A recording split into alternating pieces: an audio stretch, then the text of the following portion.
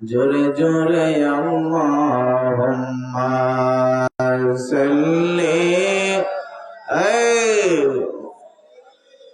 মোহাম্মদে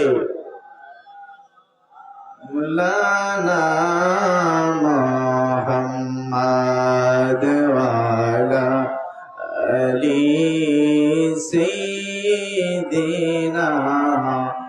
মাওলানা। নবী মোর পরশমণি, নবী মোর সোনার খনি, নবী নাম জপে যে জন সেই তো দোজাহানের ধনী। নবী মোর পরশমণি, নবী মোর সোনার খনি, নবী নাম জপে যে জন সেই তো দোজাহানের। ওই নামে মধু মাখা, ওই নামে জাদু রাখা, ওই নামে মধু মাখা, ওই নামে জাদু, ওই নামে মজনু হইল মাওলায় আমার কাদের গনি। ওই নামে মজনু হইল মাওলায় আমার কাদের গনি। নবী মোর পরশমণি, নবী মোর সোনার খনি, নবী নাম জপে যে জন সেই তো দোজাহানের। যে ফুল জব জগন্তরে খুশবু ছড়ায়, এঁকেছি সে ফুল মোরা, এঁকেছি সে ফুল মোরা মনেরি কাবায়। যে ফুল জব জগন্তরে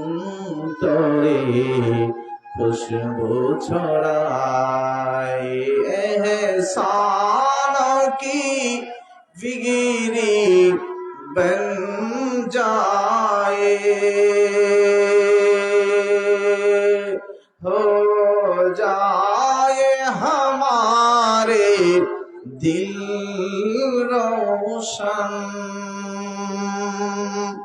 चेहरे हो हमारे नूरानी, सीनों के सीने का जलवा,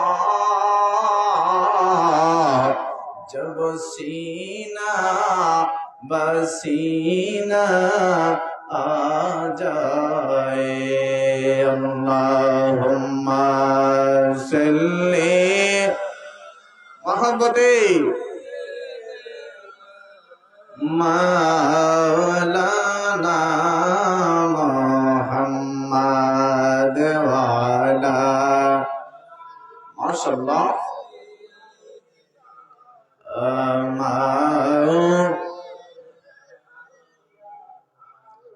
दुनिया मुसाफिर खाना तुमरा जानो ना,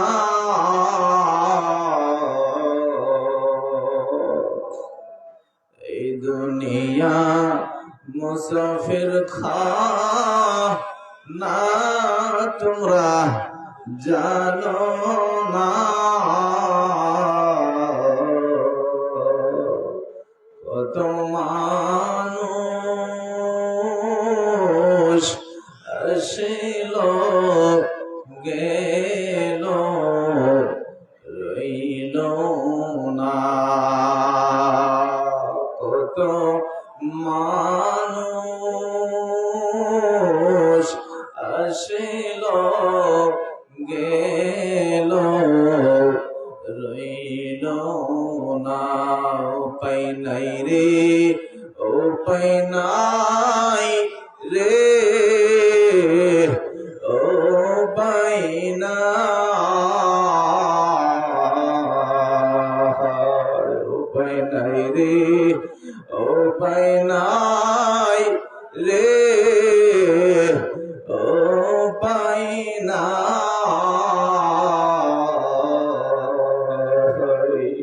গুনাহগার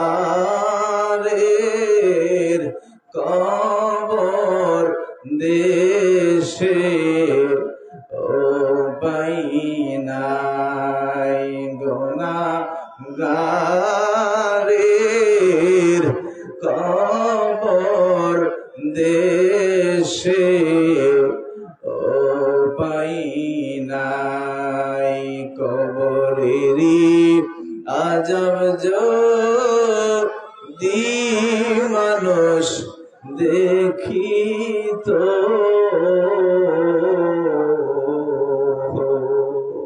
কবরেরই আজব যদি মানুষ দেখিত,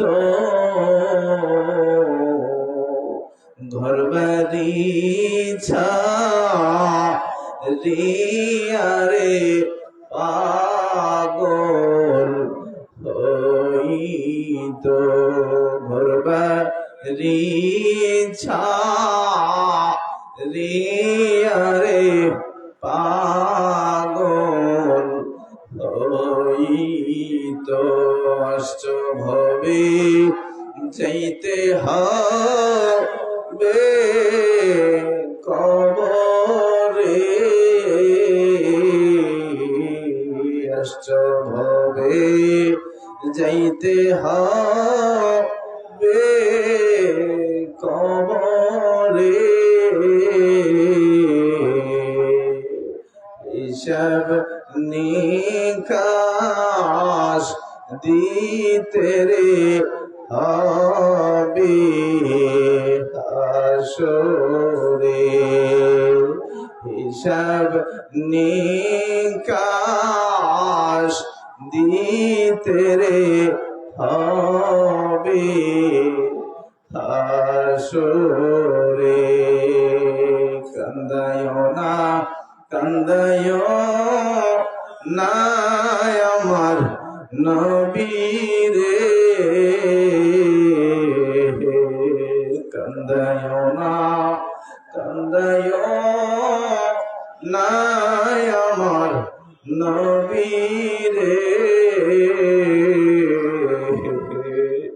নবীরে কান্দাইলে রে কাম্বা হাসরে, নবীরে কান্দাইলে রে কাম্বা হাসরে, নবীরে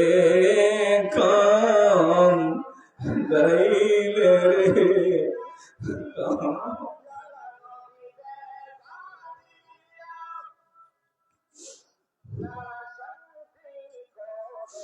কান্দায়ো না কান্দায়ো না আমার নবীরে,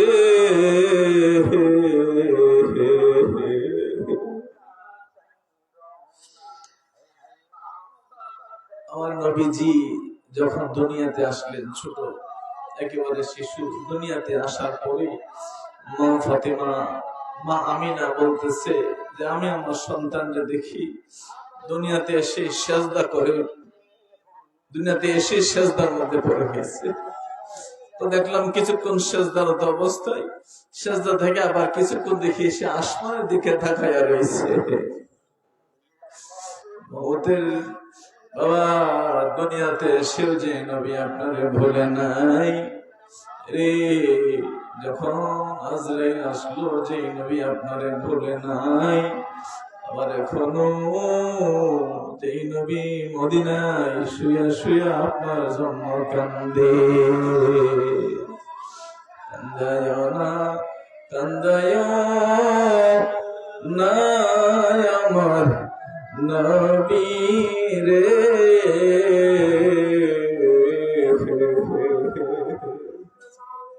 নবীরে কান্দাইলে রে কান্দবা হাসরে, নবীরে কান্দাইলে রে কান্দবা হাসরে। এমন দয়ালু নবী আসিল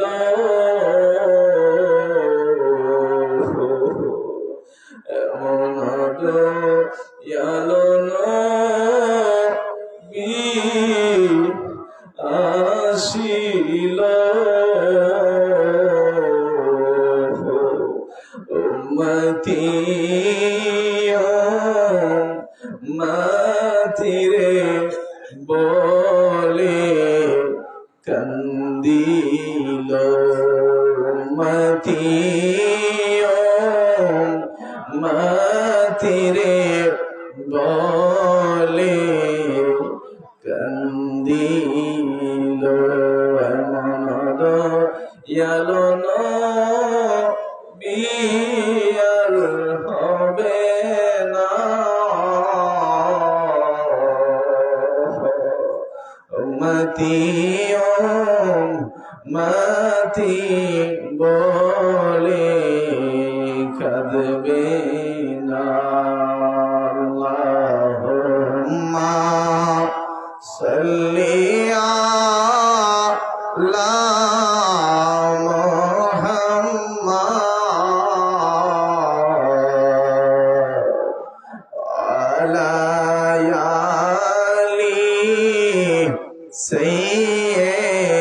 سيدنا محمد وعلى آل سيدنا محمد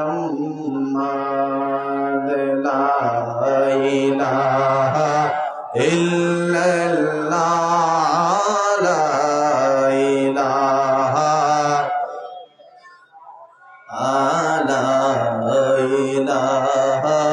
إلا الله لا إله يا الله يا رحمن يا رحمن يا الله يا رحيم يا الله يا رحمن يا الله يا رحيم يا الله يا كريم يا الله لا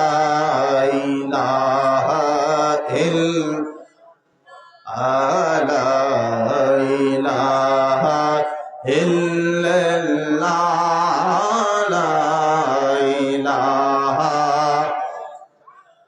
حسبي ربي جل الله ما في قلبي غير الله نور محمد صلى الله لا إله إلا الله لا إله إلا محبت الله ذكر করেন إلا الله لا إله إلا محبتي أول آخر ہے اللہ ظاہر باطن ہے اللہ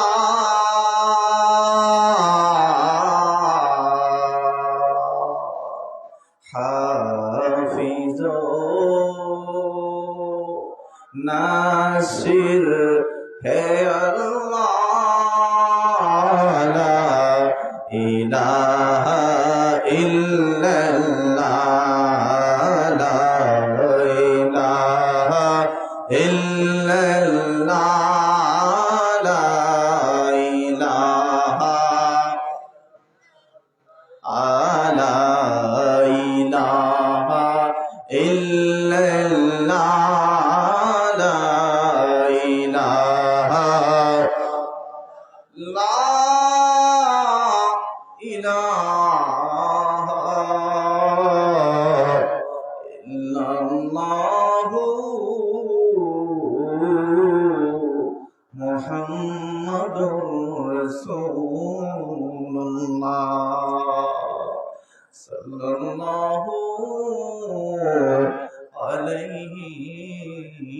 ওয়াসাল্লাম।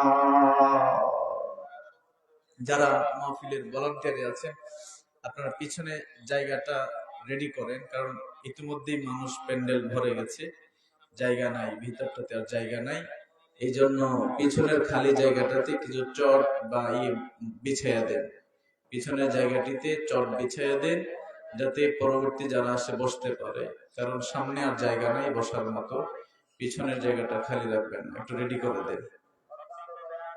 সকলে বলুন আলহামদুলিল্লাহ, সকলে বলুন আলহামদুলিল্লাহ।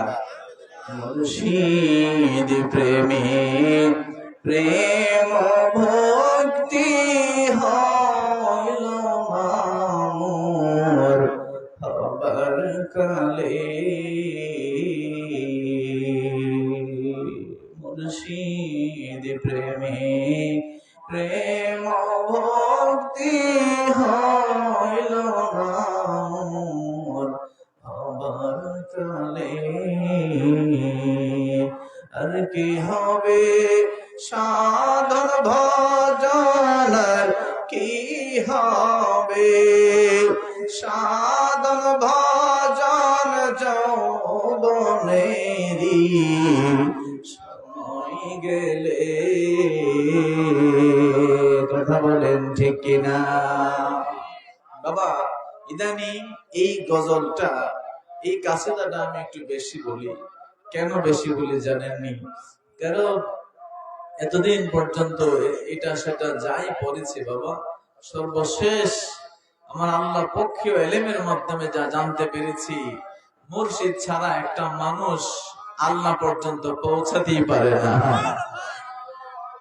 দৃশ্যমান গাইড ছাড়া অদৃশ্য গাইড খুঁজে পাওয়া যায় না। দৃশ্যমান রাস্তা ছাড়া অদৃশ্য রাস্তা খুঁজে পাওয়া যায় না। দৃশ্যমান, আরো কঠিন যদি বলতে চাই, দৃশ্যমান এরকম জায়গা যেখানে আল্লাহর উপস্থিত আছে, ওইটাকে ধরা ছাড়া আল্লাহ খুঁজে পাওয়া যায় যায় না।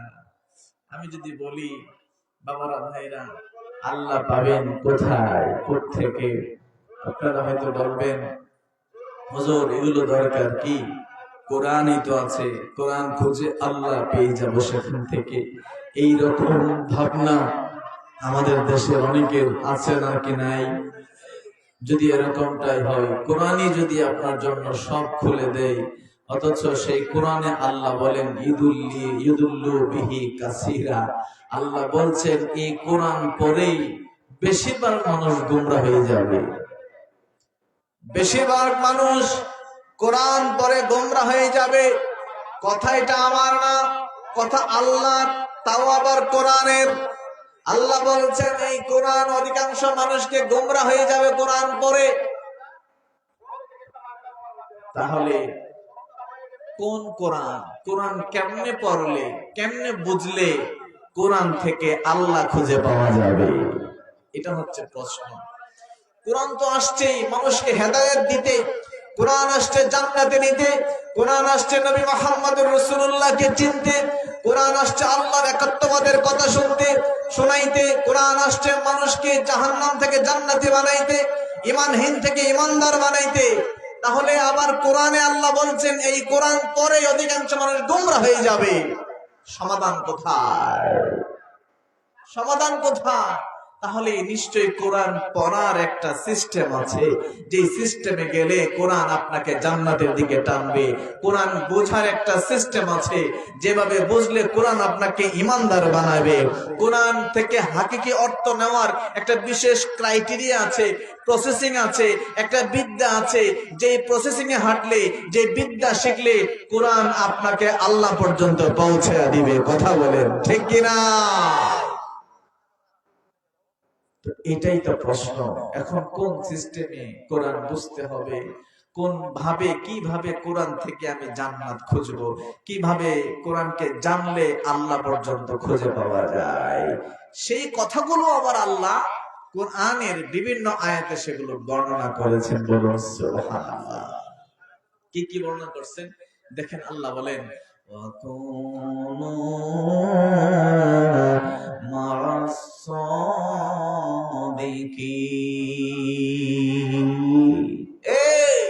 শোনো, কোরআন যদি বুঝতে চাও, আমার স্পেশাল কিছু বান্দা আছে জমিনের উপরে, স্পেশাল খাস কিছু বান্দা আছে, সেই সমস্ত বান্দার কাছে কোরআন নিয়ে বুঝতে যাও। বলুন সুবহানাল্লাহ। আসআলু আহলাজ যিকরি ইন কুনতুম লা তা'লামুন। শোনো, তোমরা যদি আমি আল্লাহকে খুঁজে না পাও, তাহলে আমি আল্লাহ যাদের ভিতরে আছি তাদের কাছে গিয়ে আমি আল্লাহর কথা জিজ্ঞেস করো। তোমরা যদি আমি আল্লাহকে খুঁজতে চাও, তাহলে আমি আল্লাহ যাদের ভিতরে আছি তাদের কাছে গিয়ে আমি আল্লাহর খবর জিজ্ঞেস করো। তারা বলে দিবে আমি আল্লাহকে কিভাবে ধরা যাবে, কিভাবে পাওয়া যাবে, আমি আল্লাহ থাকি কোথায়, কেমনে আমি আল্লাহর কাছে আসা যাবে। বলুন সুবহানাল্লাহ। এরকম অনেক আয়াত আছে। ইহদিনাস সিরাতাল মুস্তাকিম সিরাতাল্লাযীনা আন'আমতা আলাইহিম। সবার মুখস্থ, কেউ জানে না এমন লোক নাই, জানে না এমন মুসলমান নাই। আল্লাহ বলছেন, কোরআনের আসল অর্থ জানতে চাও, আমি আল্লাহর রাস্তা খুঁজতে চাও, সরল সঠিক পথ, যেই পথ দুনিয়া থেকে জান্নাত পর্যন্ত চলে গেছে, যেই পথ জমিন থেকে আরশে আজিম পর্যন্ত চলে এসেছে, যেই পথ জমিন থেকে মদিনা পর্যন্ত চলে গেছে, যেই পথ জমিন থেকে আমি আল্লাহর কাছে লামকানে এসেছে, ওই পথে যদি উঠতে চাও, ওই পথের রশিদ যদি ধরতে চাও, ওই পথে যদি হাঁটতে চাও, চলতে চাও, তাহলে ওই পথের খবর যাদের কাছে আছে তাদের পিছনে পিছনে হাঁটো, তাহলে সেই পথের খবর পেয়ে যাবে। আর ওই পথে হলো সিরাতে মুস্তাকিম।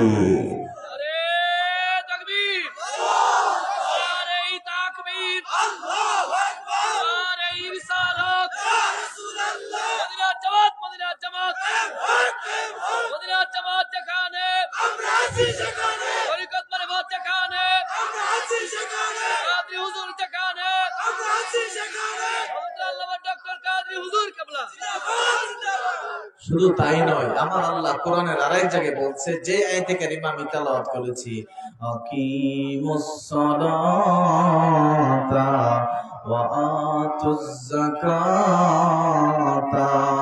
ওয়ারকাউ মা'আর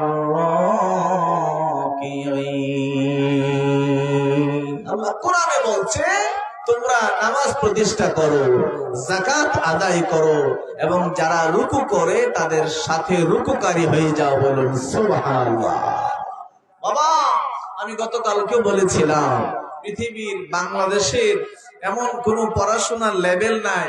আলিয়া বলেন, বিশ্ববিদ্যালয় বলেন, স্কুল, প্রাইমারি স্কুলেও আমি পড়েছি, স্কুল বলেন, বিসিএস ক্যাডারের যে সিলেবাস, সেই সিলেবাস বলেন, বাবা ম্যাথ, ইংরেজি, সায়েন্স, মোটামুটি সব জায়গায় কিছু না কিছু হইলেও আমার ধারণা আছে, কোন শিক্ষা ক্ষেত্রে, কোন শিক্ষকের জায়গায় এই সালাত কেমনে প্রতিষ্ঠা করে তার সঠিক হাকিকি ব্যাখ্যা আমি খুঁজে পাই নাই, কোথাও খুঁজে পাই নাই।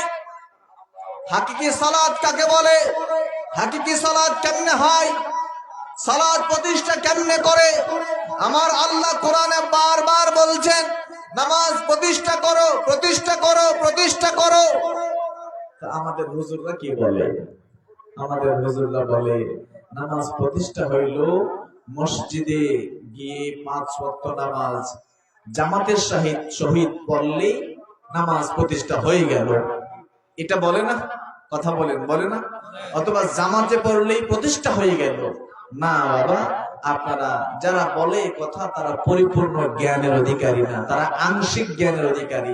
অর্থাৎ নামাজ প্রতিষ্ঠার অনেকগুলি কারণ, হাজারো মাধ্যম আছে নামাজ প্রতিষ্ঠা কেমনে করে।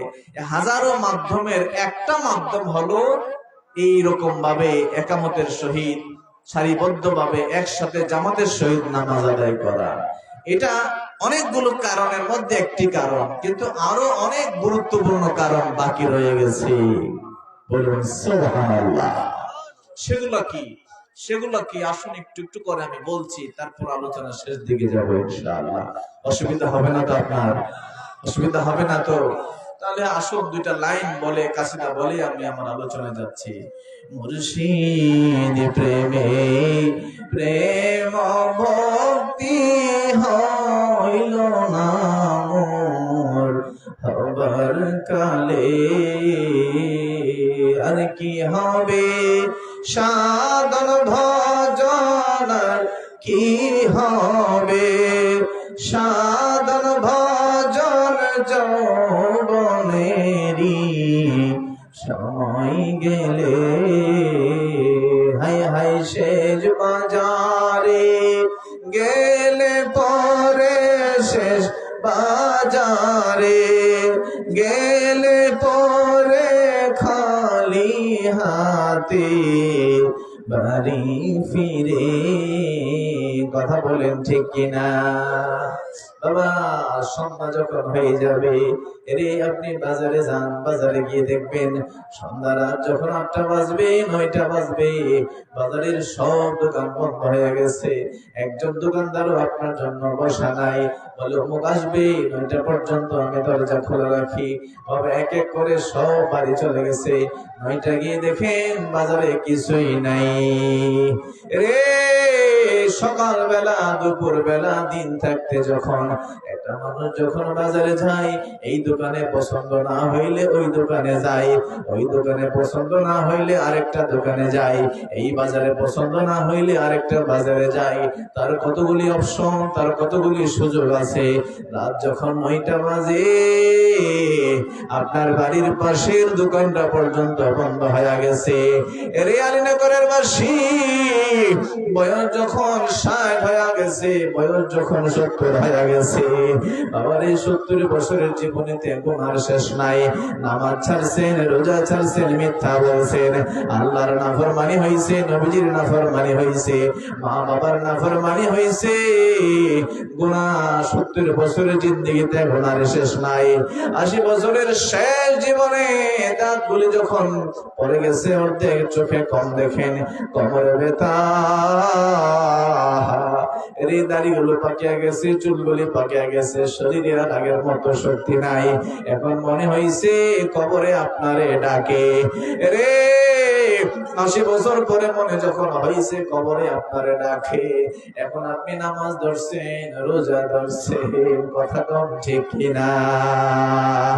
আমার আল্লাহ বলে, বান্দা যুবক থাকা অবস্থায় আমার যখন একবার ডাকবা, আমি আল্লাহ 70 বার তার জবাব দেই। বলুন না সুবহানাল্লাহ। আর যখন দাড়ি পাকিয়া যায়, 80 বছরের বুড়ো যখন আমার 70 বার ডাকবা, একবার ডাকবা আমি জবাব দেই না, কারণ তোমার সারা শরীরে গুনাহ আর গুনাহ, গুনাহ আর গুনাহ। যখন 2 বার ডাকবা আমি জবাব দেই না, আমি তাকায়া দেখি তোমার সারা শরীরে গুনাহ আর গুনাহ। 3য়বার ডাক দিবা, আমি আল্লাহর রহমতের সাগরে জোশ মারে না, মারে না, মারে না। এইভাবে 10 বার, 20 বার, 50 বার, 70 বার যখন ডাক দিবা, তখন আমি আল্লাহ শেষবারের মতো তোমার ডাকের একটা বার জবাব দেই।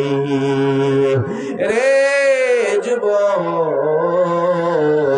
আর যুবকরে আমার আল্লাহ বলে, যুবক তুমি যদি তোমার যৌবন কালে যখন তোমার শক্তি দেখানোর সময়, যখন তোমার গুনাহ করার সময়, ওই সময় যখন আমি আল্লাহরে একবার ডাক দিবা, আমি আসমান থেকে ফেরেশতাদেরকে ডাকি, ও ফেরেশতারা দেখো আমার বান্দা যৌবন কালে গুনাহ করার সব শক্তি, সামর্থ্য, ইচ্ছা, আকাঙ্ক্ষা, সুযোগ সুবিধা সবকিছু থাকার পরেও আমি আল্লাহরে আল্লাহ কয়া কেমনে ডাক দে। রে ফেরেশতারা সাক্ষী থাকো, আমি আমার ওই যুবক বান্দার একবারের জবাব, একবারের ডাক আমি আল্লাহ 70 বার জবাব দিলাম। আল্লাহু আকবার।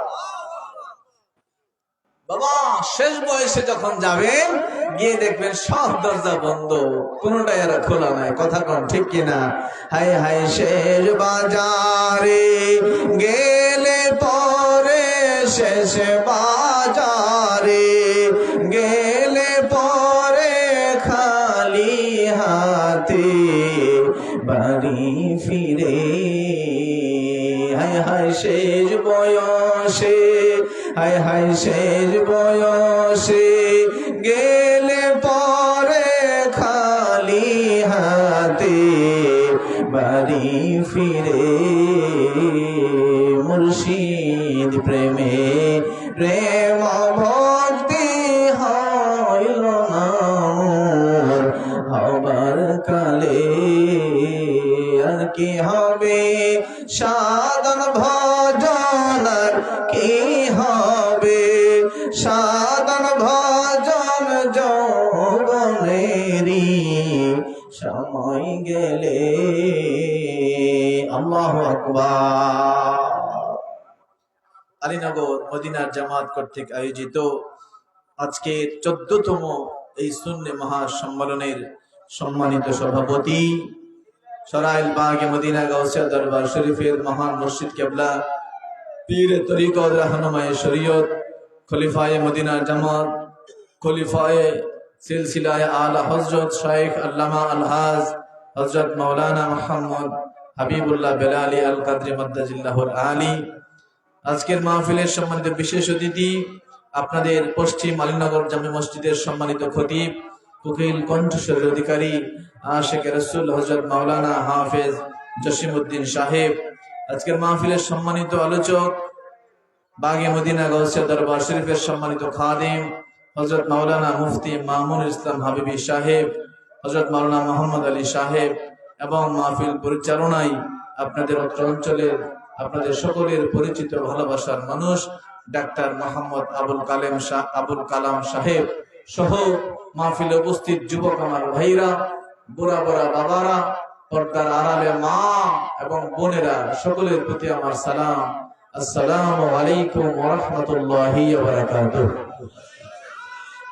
আল্লাহ পাক আমাদেরকে এই মাহফিলে আসার এবং বসার তৌফিক দান করেছেন, এই জন্য একবার সকলে বলি আলহামদুলিল্লাহ, আর জোরে জোরে আলহামদুলিল্লাহ। বাবারা ভাইরা, আপনাদের কষ্ট হচ্ছে না তো?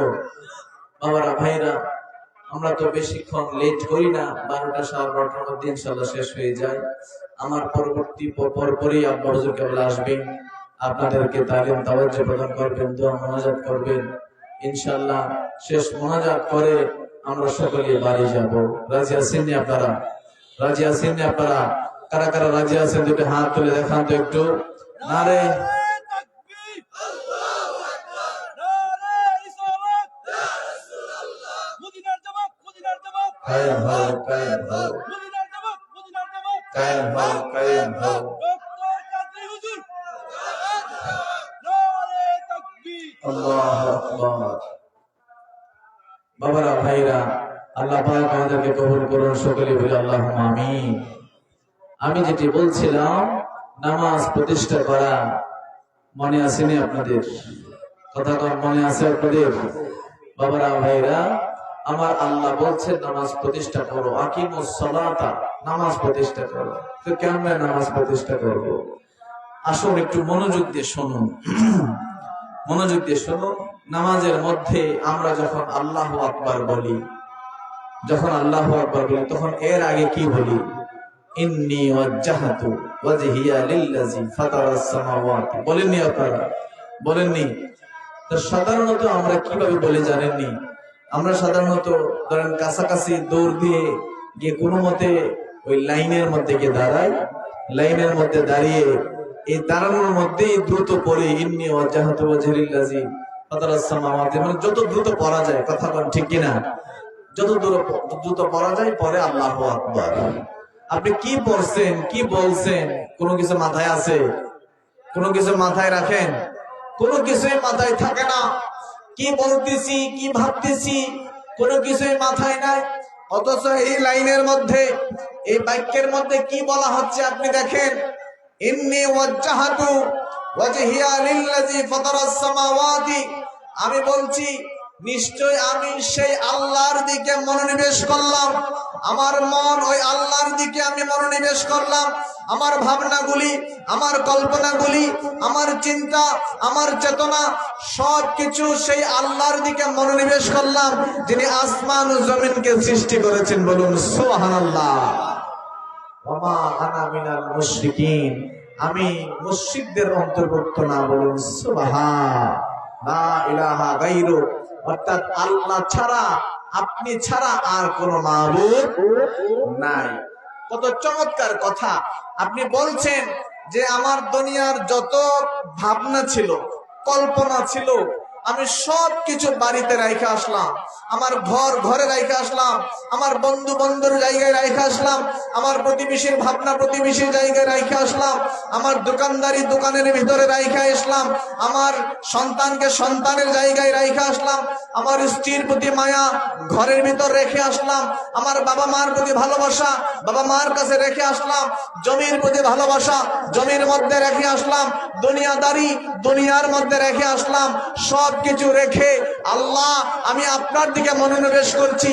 যেই আল্লাহ আসমান বানিয়েছেন, যেই আল্লাহ জমিন বানিয়েছেন, যেই আল্লাহ ছাড়া আর কোনো মাবুদ নাই, সেই আল্লাহর দিকে আমি আমার সমস্ত কল্পনাগুলি ডিরেক্ট একসাথে করে আমি আল্লাহর দিকে মনোনিবেশ করে আমি আল্লাহর সামনে দাঁড়াইলাম। আল্লাহু আকবার।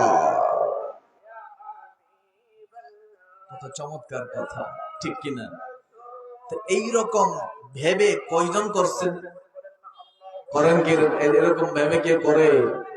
মুখস্থ তো বলি আমরা ঠিকই, কিন্তু এই ভাবনাটা কি কখনোই আমরা করি? একজন পাওয়া যাবে? পাওয়া যাবে? কথা বলেন, পাওয়া যাবে? যাবে। কিছু লোক তো আছে জমিনে, কিছু লোক আছে না এরকম? কিছু লোক আছে যে দুনিয়ার পিছনে রেখে গভীর রাতে আল্লাহর জন্য দাঁড়িয়ে যায়। কথা বলেন, ঠিক কিনা? কিন্তু আমরা এরকম নাই আর কি। এবার দেখুন, নামাজ প্রতিষ্ঠা করার কথা বলছে আল্লাহ। তো নামাজ যে আপনি প্রতিষ্ঠা করবেন, প্রতিষ্ঠা করার জন্য প্রথম যে নিয়ত বাঁধা, এই নিয়ত বাঁধাই তো পরিপূর্ণভাবে আপনার হয় নাই। হয়েছে? আপনি বলতেছেন একটা, ভাবতেছেন আর একটা, অথবা কি বলতেছেন এই ভাবনার মধ্যে নাই।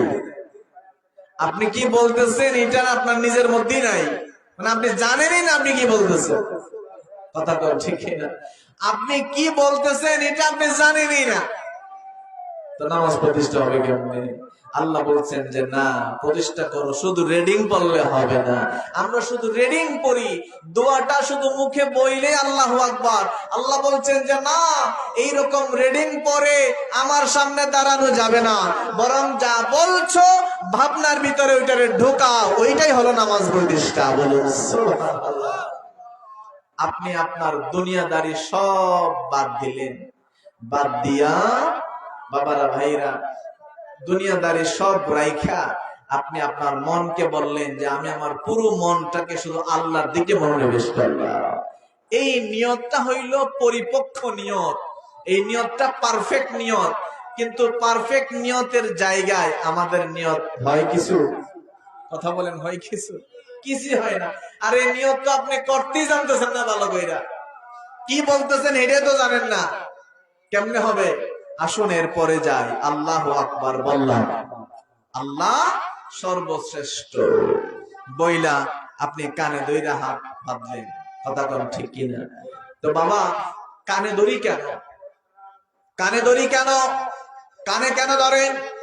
নামাজের মধ্যে আল্লাহু আকবার বলে কানে কেন ধরেন? বাবারা ভাইরা হাত তুলেন কেন? দেখবেন পুলিশ যখন কোনো অপরাধীরে ধরে, পুলিশ যখন কোনো অপরাধীরে ধরে, সাথে সাথেই বলে হাত তুলো, হাত তুলো। হাত তোলা মানে সারেন্ডার। হাত তোলা মানে কি? সারেন্ডার। ধরেন আপনি দূর থেকে যদি হাত তুলেন, পুলিশ আপনাকে আর আক্রমণ করবে না। পুলিশ বুঝবে যে এই লোক আত্মসমর্পণ করছে, সে আর কিছু করবে না, আঘাত করবে না, তখন সে আপনাকে আর আঘাত করবে না। কথা বল, ঠিক কিনা?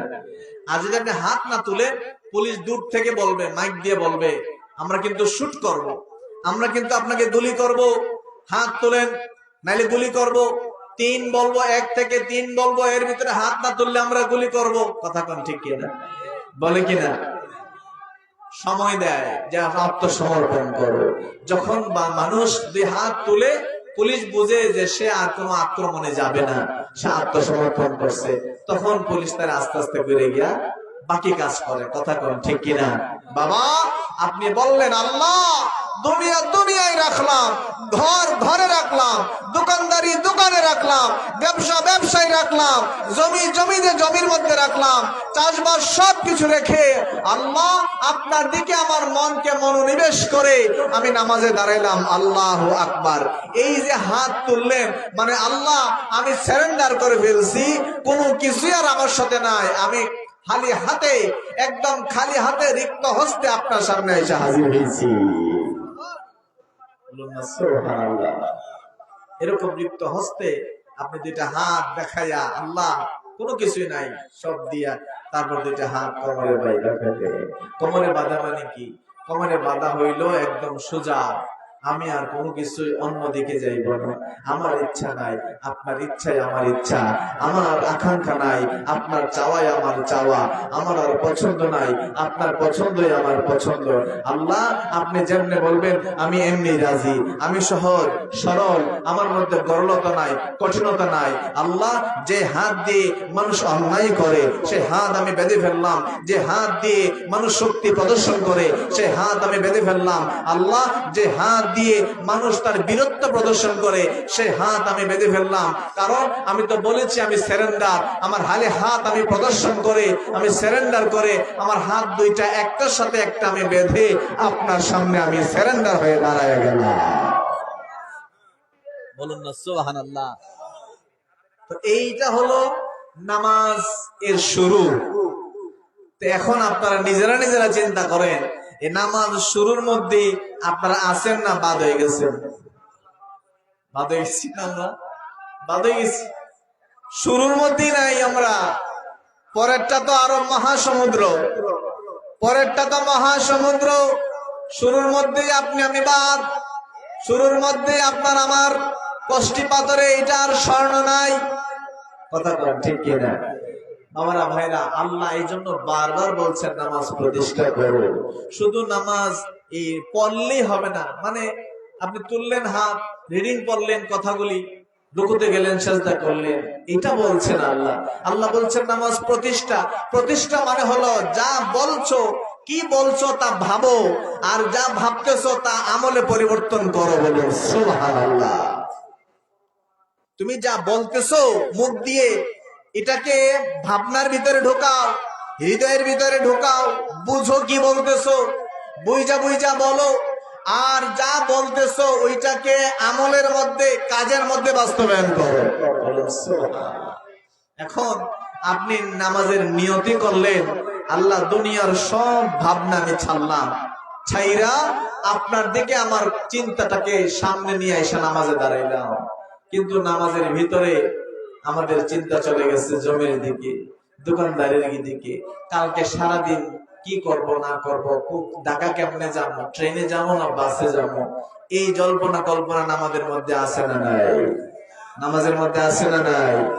আপনি বলতেছেন আল্লাহ রে আল্লাহ সবকিছু থেকে আমি তোমার দিকে আমার মনটারে দিলাম, কিন্তু নামাজের ভিতরে মন গেছে গা কালকার দিকে, বাসের ভিতরে আর ট্রেনের ভিতরে। কথা বল ঠিক কিনা? নামাজ প্রতিষ্ঠা কেমন হইতেছে? শুধু ওই জামাতের সাথে একজনের পাশে একজন দাঁড়াইলে নামাজ প্রতিষ্ঠা হয়ে গেছে, আপনার মন তো ওই লঞ্চের, বাঙ্গাল ভাড়া লঞ্চের ভিতরে। কথা ঠিক কিনা? মন তো লঞ্চের ভিতরে, জমির আইলের ভিতরে। ভাবতেছেন আজকে জমিটা পানি দেওয়া হয় নাই, কালকে সকাল ভোর ফজরের পরপরই গিয়ে পানি দেওয়া লাগবে। এইদিকে হুজুর ইমাম সাহেব আলহামদুলিল্লাহ সূরা পড়ছে, আলহামদুলিল্লাহর পরে আরেকটা সূরা পড়াও শেষ।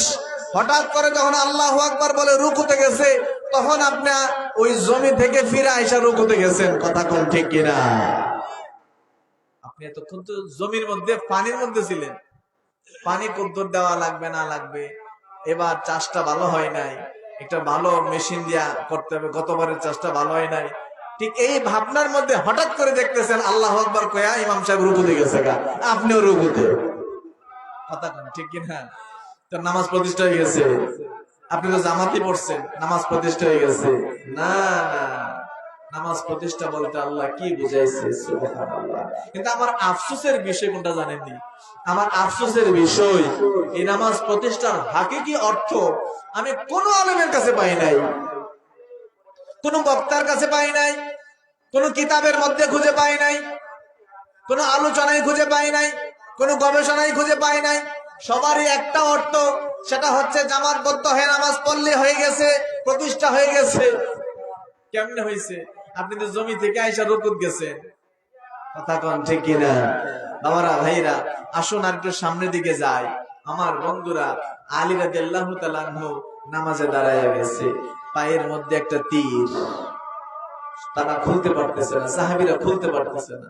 তো বলল, এই তোমরা খুলতে পারবে না, যখন আলী নামাজে দাঁড়াইবে তখন গিয়ে পিছনে টান দিয়া খুইল, আলী টের পাবে না। তো আলী রাদিয়াল্লাহু তাআলা আনহু, মওলা আলীও তো নামাজে দাঁড়াই, তো আমরাও তো নামাজে দাঁড়াই, কথা ঠিক কিনা? আমরা তো নামাজে দাঁড়াই বাবা। এরপরে কি বললেন? আল্লাহু আকবার বলে আমরা কি বলি? সুবহানাকা আল্লাহুম্মা ওয়া বিহামদিকা ওয়া তাবারাকা ইসমুকা ওয়া তাআলা জাদ্দুকা ওয়া লা ইলাহা, কথাটা ঠিক কিনা? তো আপনি কি বলছেন? হুজুর সারা জীবন তো বলছি, কিন্তু কি তো বলছি এটা তো জানি না, কথাটা ঠিক কিনা? কি বলছেন এটা জানে নাই না, মুখস্থ। কি বলতেছি দেখেন, সুবহানাকা, সুবহান মানে পবিত্র, কা মানে আপনি। আপনি আল্লাহর সামনে দাঁড়াইছেন, এখন কথা হবে আল্লাহর সাথে না মানুষের সাথে? কথা বলেন, বুঝেন কথা বাবা, একটু মনোযোগ দেওয়া লাগবে। এত খুব গুরুত্বপূর্ণ কথা, এগুলো বলতে হয় খুব গভীর ভাবে, নীরবে, নিবৃতে। যারা নিতে চায়, বুঝতে চায়, হক বুঝতে চায়, হাকিকত বুঝতে চায়, আল্লাহ রাসূলকে পাইতে চাই, তাদেরকে নিয়ে। কিন্তু আজকে মনে হয় না সে কদ্দুর হবে আল্লাহ পাক ভালো জানে, কারণ কানে এটা বাজতেছে, ওইটা বাজতেছে সারাক্ষণ বাবা। আমি নিজেই মানে মনোযোগ দিতে পারতেছি না, আপনাদেরকে কি দেওয়া বুঝতেছি না। যাই হোক, তারপরে যতটুকু পারে আল্লাহ কবুল করুক, সকলে বলেন আল্লাহুম্মা আমিন। আপনি নামাজে দাঁড়াইছেন আল্লাহর সামনে, কথা হবে কি মানুষের সাথে না আল্লাহর সাথে? তো নামাজে যে আল্লাহর সামনে দাঁড়াইছেন, কোনো সন্দেহ আছে? কার সন্দেহ আছে একটু হাত তুলেন তো দেখি। এটা মানছেন সবাই? নামাজে দাঁড়াইছেন কার সামনে? জোরে একসাথে, কার সামনে নামাজে দাঁড়াই? কার সামনে? এটা কার কথা? আমার কথা? আমি বলছি নবীজির কথা। নবীজি বলে, উম্মত তুমি যখন নামাজে দাঁড়াও তখন কিন্তু তুমি আল্লাহর সামনে দাঁড়াও। সুবহানাল্লাহ। আনতা'বুদাল্লাহা কাআন্নাকা তারাহু ফাইন লাম তাকুন তারাহু ফাইন্নাহু ইয়ারাক।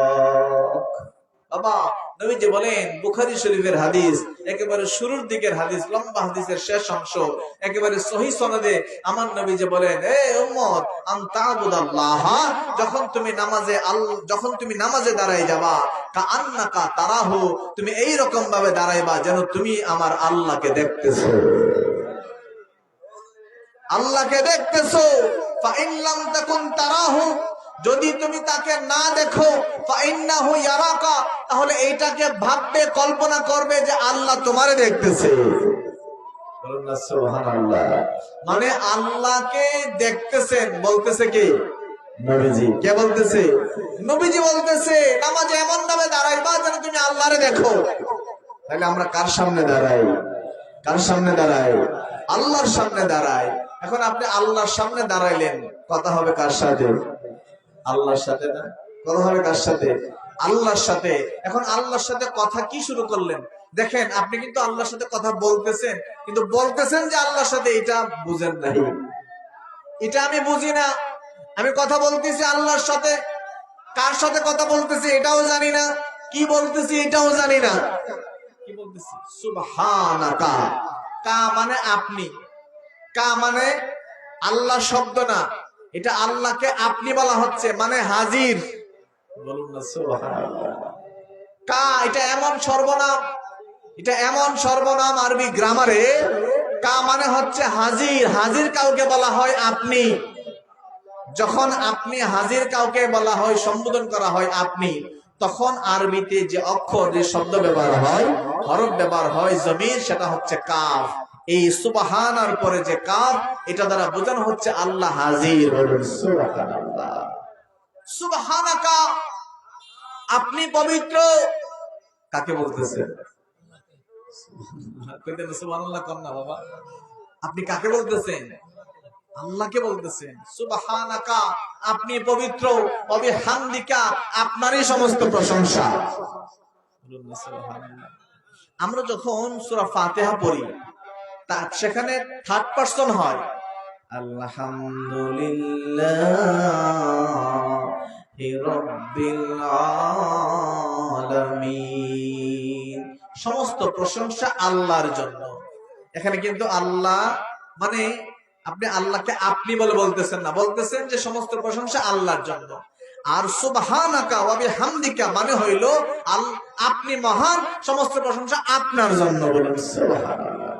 মানে আপনি আল্লাহকে হাজির সামনে রেখে বলছেন পবিত্র, আপনি পবিত্র, সমস্ত প্রশংসা আপনার জন্য।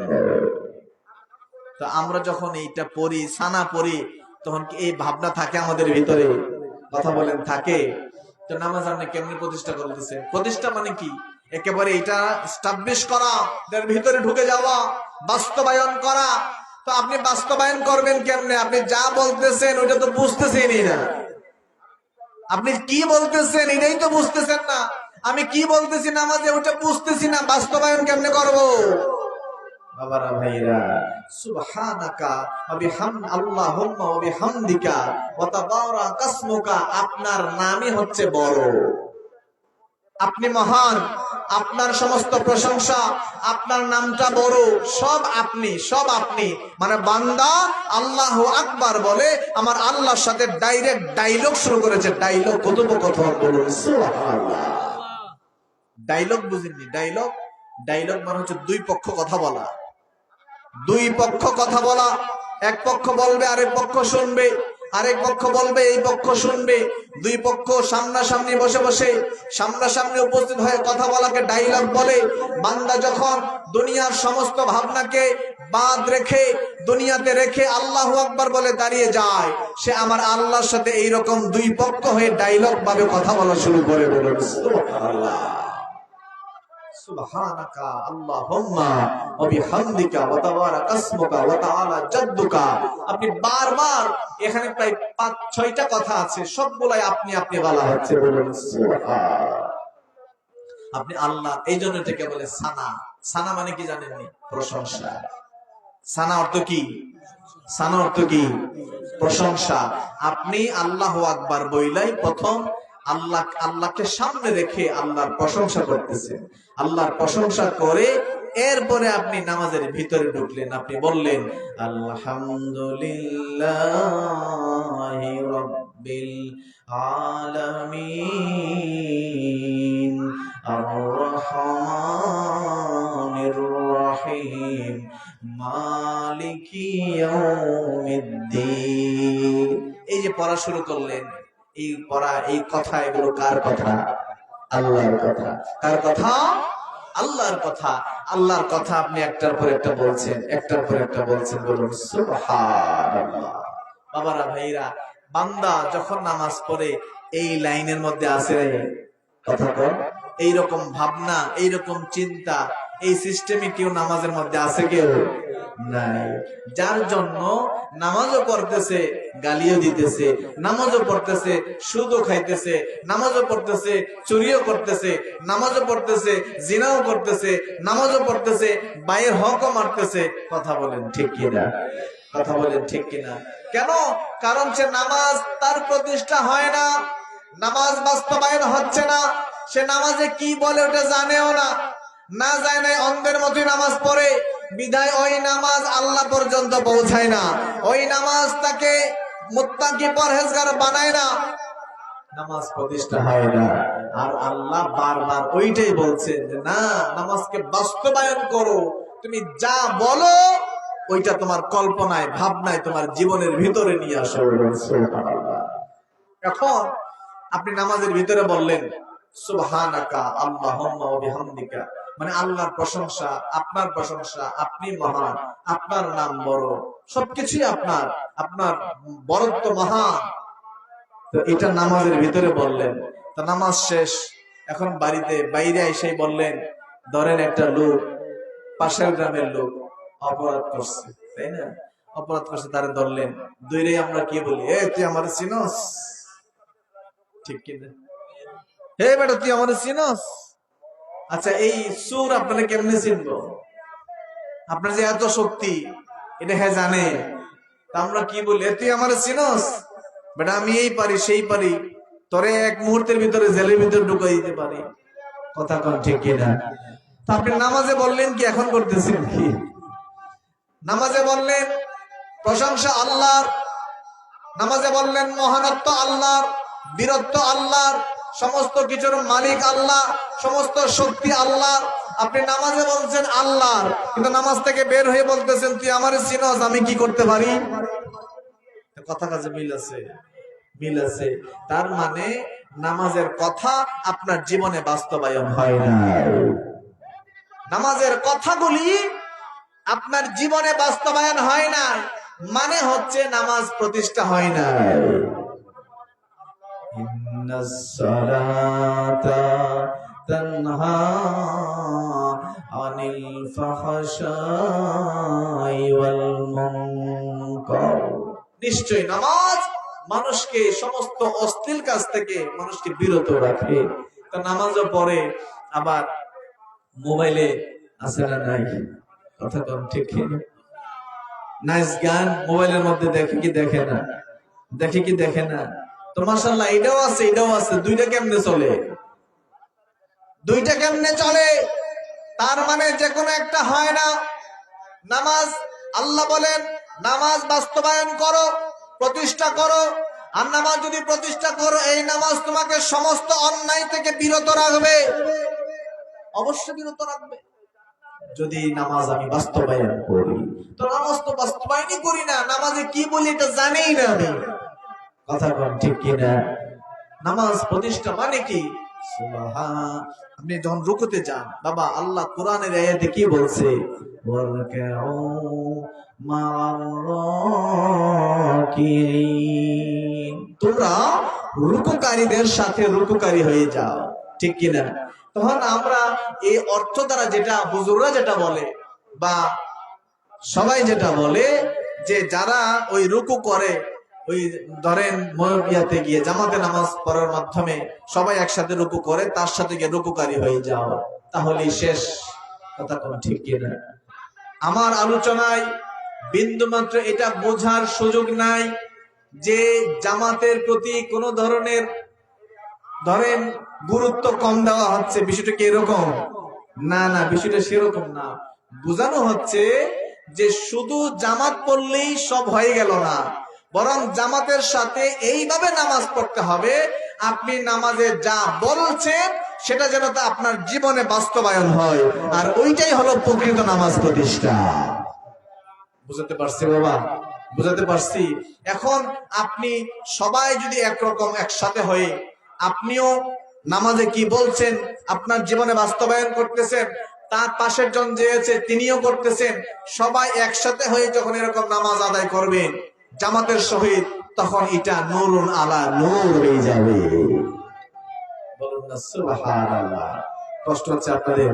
সালাতুন ইয়া রাসূলুল্লাহ আলাইকুম, সালামুন ইয়া হাবিবাল্লাহ আলাইকুম, সালাতুন ইয়া রাসূলুল্লাহ আলাইকুম, সালামুন ইয়া হাবিবাল্লাহ আলাইকুম।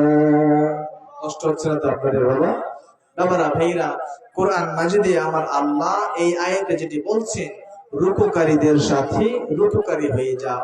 এখন রুকুকারী কারা? রুকুকারী কারা? যদি হাঁটুতে হাত দিয়ে পুরা পিঠকে বাঁকা করলেই রুকুকারী হয়ে যাবে? না না, এরকম করলেই রুকুকারী হয়ে যাবে না।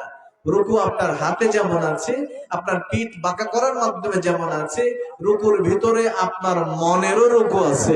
আছে না নাই? এখন আপনি ওই যে বললাম না, আপনি রুকুতে গিয়ে ভাবতেছেন যে এবার তো হাঁটুতে ব্যথা লাগতেছে, দেখতেছি রুকুতে গিয়ে হাঁটুতে ব্যথা লাগতেছে, তো ডাক্তারটা কি ভাগলপুরে দেখামো নাকি কিশোরগঞ্জে যাবো? ওটা রুকুতে চিন্তা করতেছেন, কারণ ব্যথা তো রুকুতে। ব্যথা কোথায়? ব্যথা রুকুতে। আপনার এমনি মনে থাকে না, যখন রুকুতে গেছেন বাঁকা হইছেন তখনই মনে হয়েছে আয় আয় হাঁটুতে তো ব্যথা, ভালো করে বাঁকা হইতে পারতেছি না। তাইলে একটা কাজ করি, বাগলপুরি জায়গা এখান থেকে ডাইরেক্ট ইয়েতে যাবো, আপনার কি কয়টারে এই লঞ্চ অথবা স্টিলের নৌকা দিয়া কুলিয়ারচর গিয়া বাগলপুর যাবো। এই কথা ভাবতেছেন, হঠাৎ করে হুজুর বলছে সামি আল্লাহু লিমান হামিদা। আপনি তাড়াতাড়ি আবার উঠলেন, তাড়াতাড়ি আবার উঠলেন। ওইটা রব্বানা লাকাল হামদ বলে আবার সেজদায় গেছেন। সেজদায় গিয়া ভাবতেছেন যে বাগলপুর যে যাবো, তো টাকা পয়সা দিয়ে হাতে নাই, টাকা পয়সা হাতে নাই। কথা কোন ঠিক কিনা? এটা বাস্তবতা। ভাবতেছেন টাকা পয়সা তো কিছু নাই। হেরে কইলাম বিদেশ থেকে ফুদ একটা তাহে বিদেশ, হেরে কইলাম এবার একটু টাকা বেশি পাঠাইছে, পাঠাইছে না, তা আগামী মাসে একটু বেশি পাঠাইবো। তাহলে এই মাসটা থাক, আগামী মাসটা দিলে অতিরিক্ত টাকা পাঠাইলে ওটা দিয়ে বাগলপুর যাবো। ঠিক এই মুহূর্তে হুজুর আবার বলল আল্লাহু আকবার। আপনি আবার সেজদা থেকে উঠলেন, আল্লাহু আকবার। আছে না নাই? আর আছে মানে হগল এরকম, ঠিক কিনা? সবাই এইরকম।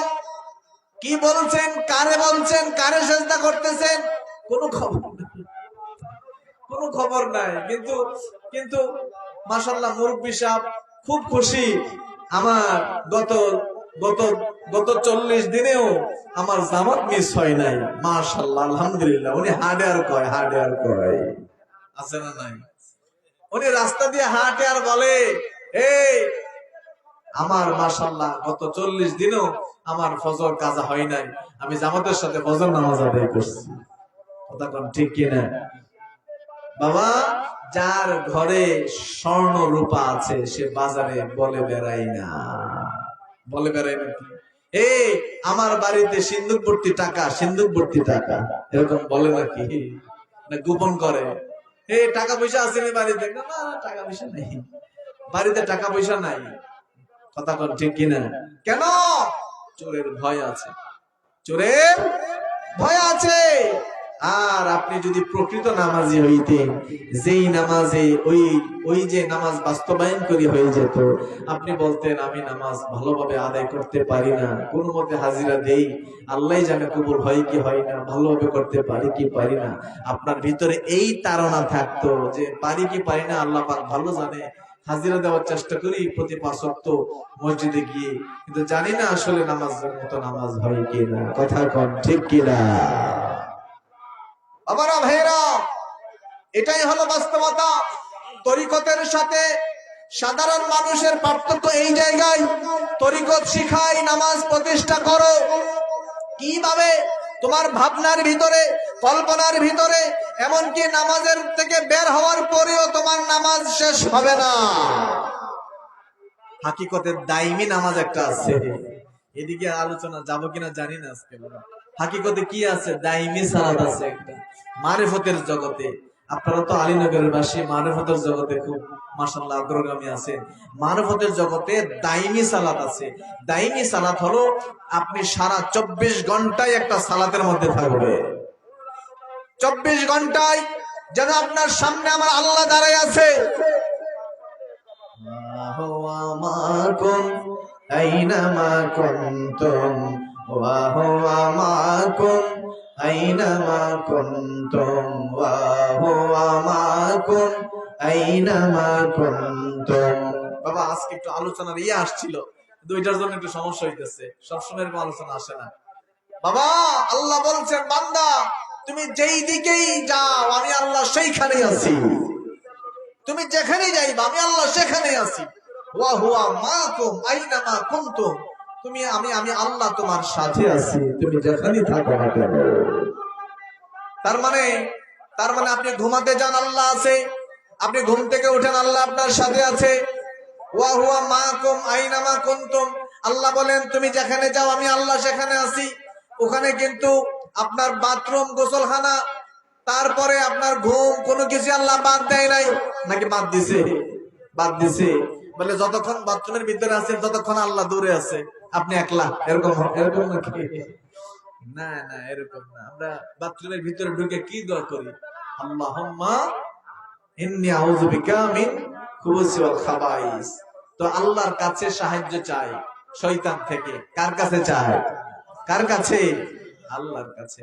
বাবারা, ভাইরা, তো আল্লাহ বলছেন বান্দা তুমি ঘুমাতে যাও আমি তোমার সাথে আছি, ঘুম থেকে উঠো আমি তোমার সাথে আছি, তুমি খেতে যাও আমি তোমার সাথে আছি, তুমি বন্দরে যাও আমি তোমার সাথে আছি, তুমি মাঠে যাও আমি তোমার সাথে আছি, তুমি হাল চাষ করো আমি তোমার সাথে আছি, তুমি চাকরি করো আমি তোমার সাথে আছি, তুমি কলেজে যাও আমি তোমার সাথে আছি, তুমি ইউনিভার্সিটিতে যাও আমি তোমার সাথে আছি, তুমি নৌকা চালাও আমি তোমার সাথে নৌকার ভিতরে আছি। বলুন সুবহানাল্লাহ।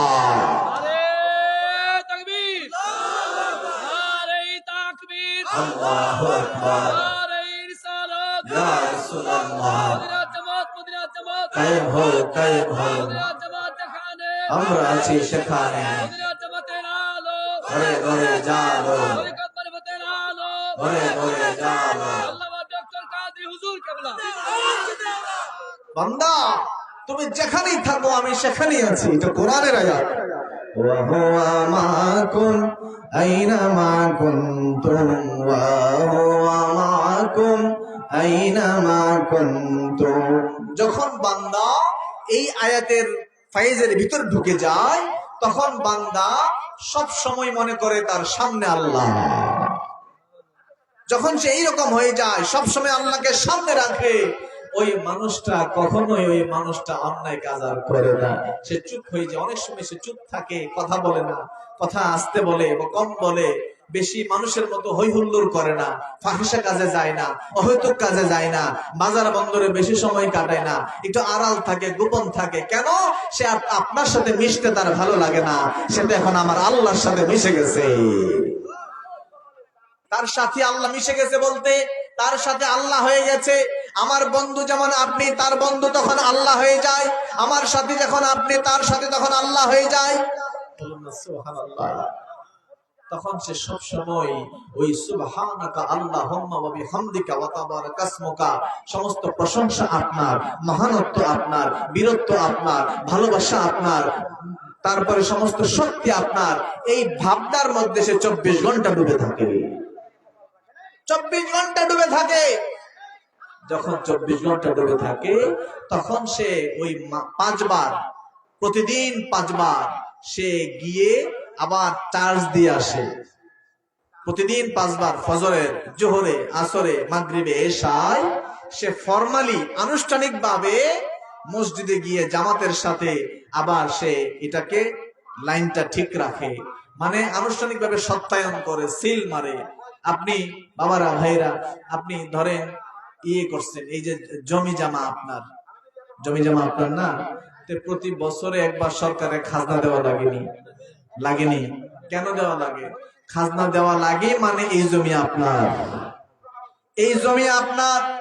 বিক্রি করার আগেও খাজনা দেওয়া লাগে, কেনার পরে খাজনা দেওয়া লাগে, প্রতি বছরে খাজনা দেওয়া লাগে। মানে হচ্ছে এটা আপনার, সারা বছর আপনি এটা চাষবাস করবেন, এটা আপনার বিদায়, এটাই আপনার সত্যায়ন।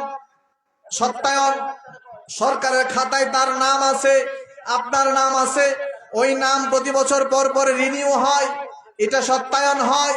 বাবা 24 ঘন্টা যে মানুষটা আল্লাহকে নিয়ে থাকে, 24 ঘন্টা আল্লাহর ভাবনা নিয়ে থাকে, আল্লাহর মহব্বতে থাকে, যেই বান্দা আল্লাহ ছাড়া কোনো কিছু কল্পনাই করে না, প্রতিদিন 5 বার মসজিদের ভিতরে গিয়ে ইমাম সাহেবের পিছনে জামাতবদ্ধ হয়ে আবার সে 5 বার এটাকে সত্যায়ন করে, সিল মারে, ওই রেকর্ডের মধ্যে আবার নাম লেখায় আসে। বলুন সুবহানাল্লাহ।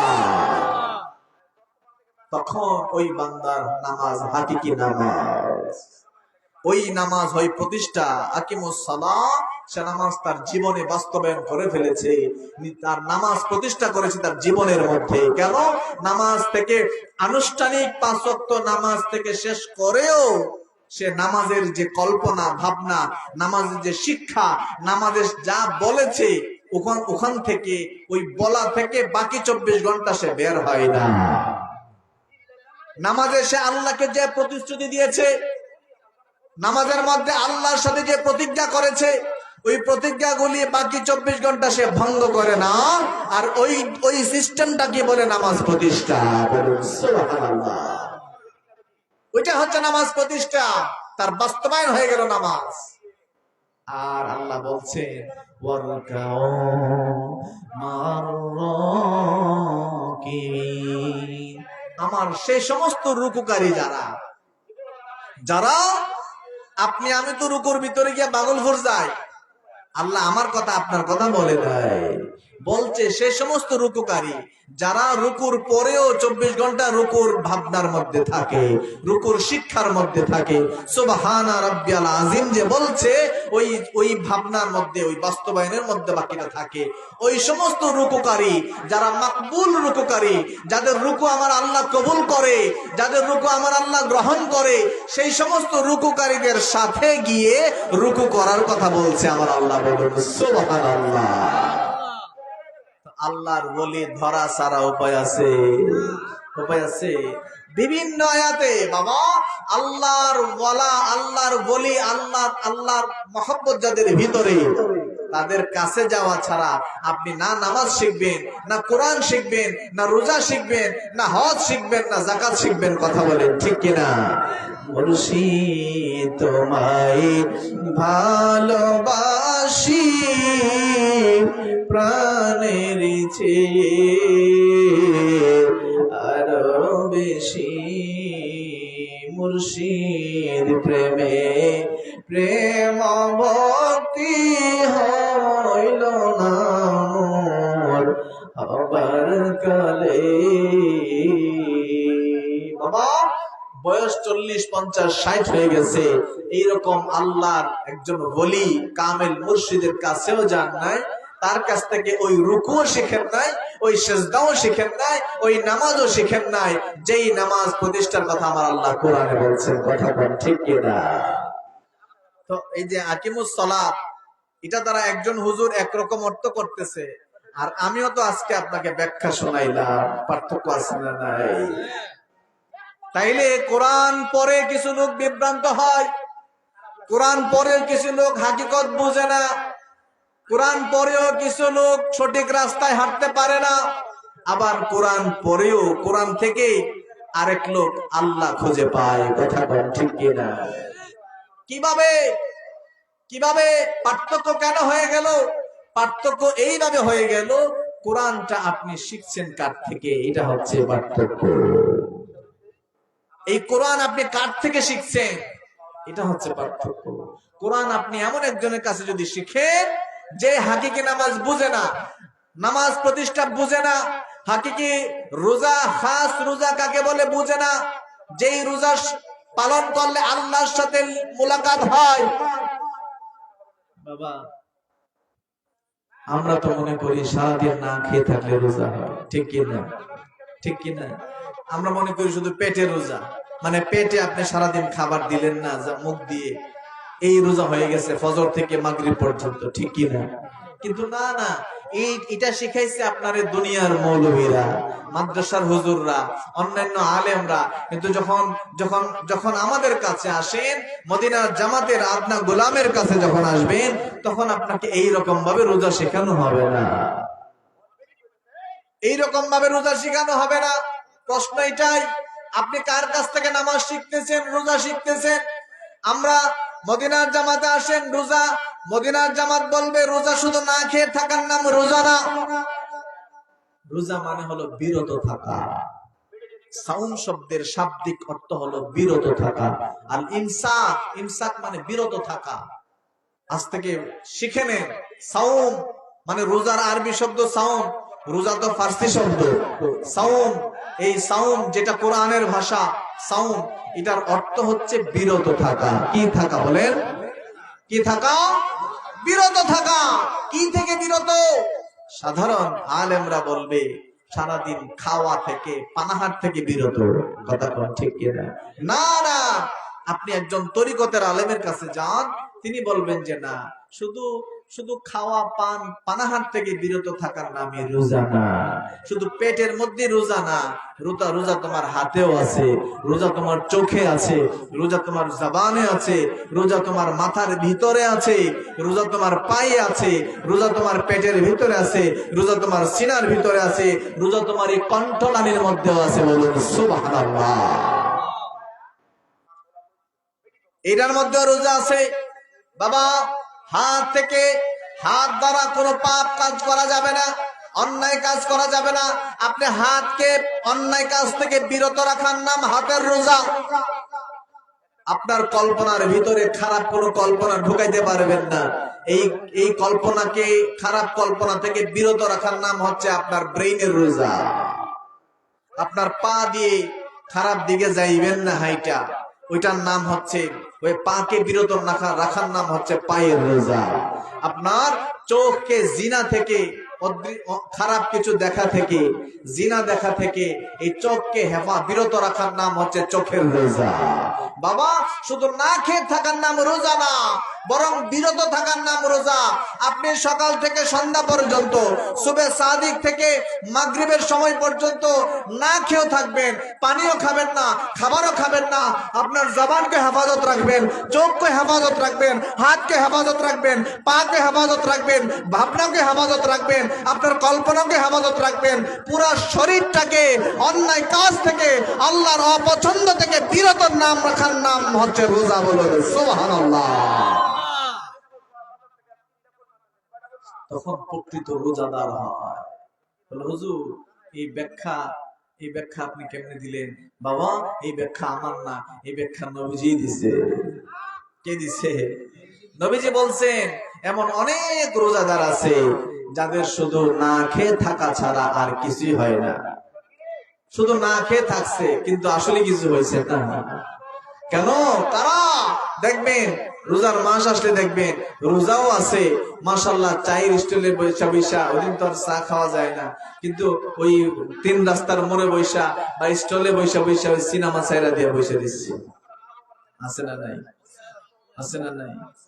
শুধু তাই নয়, বলে হুজুর সিনেমা বন্ধ করে দিয়েছে, রমজান মাসে টিভি বন্ধ, দোকানদার টিভি বন্ধ করছে, টিভি এনে বন্ধ করছে, জবান তো বন্ধ করে নাই, জবান বন্ধ করছে।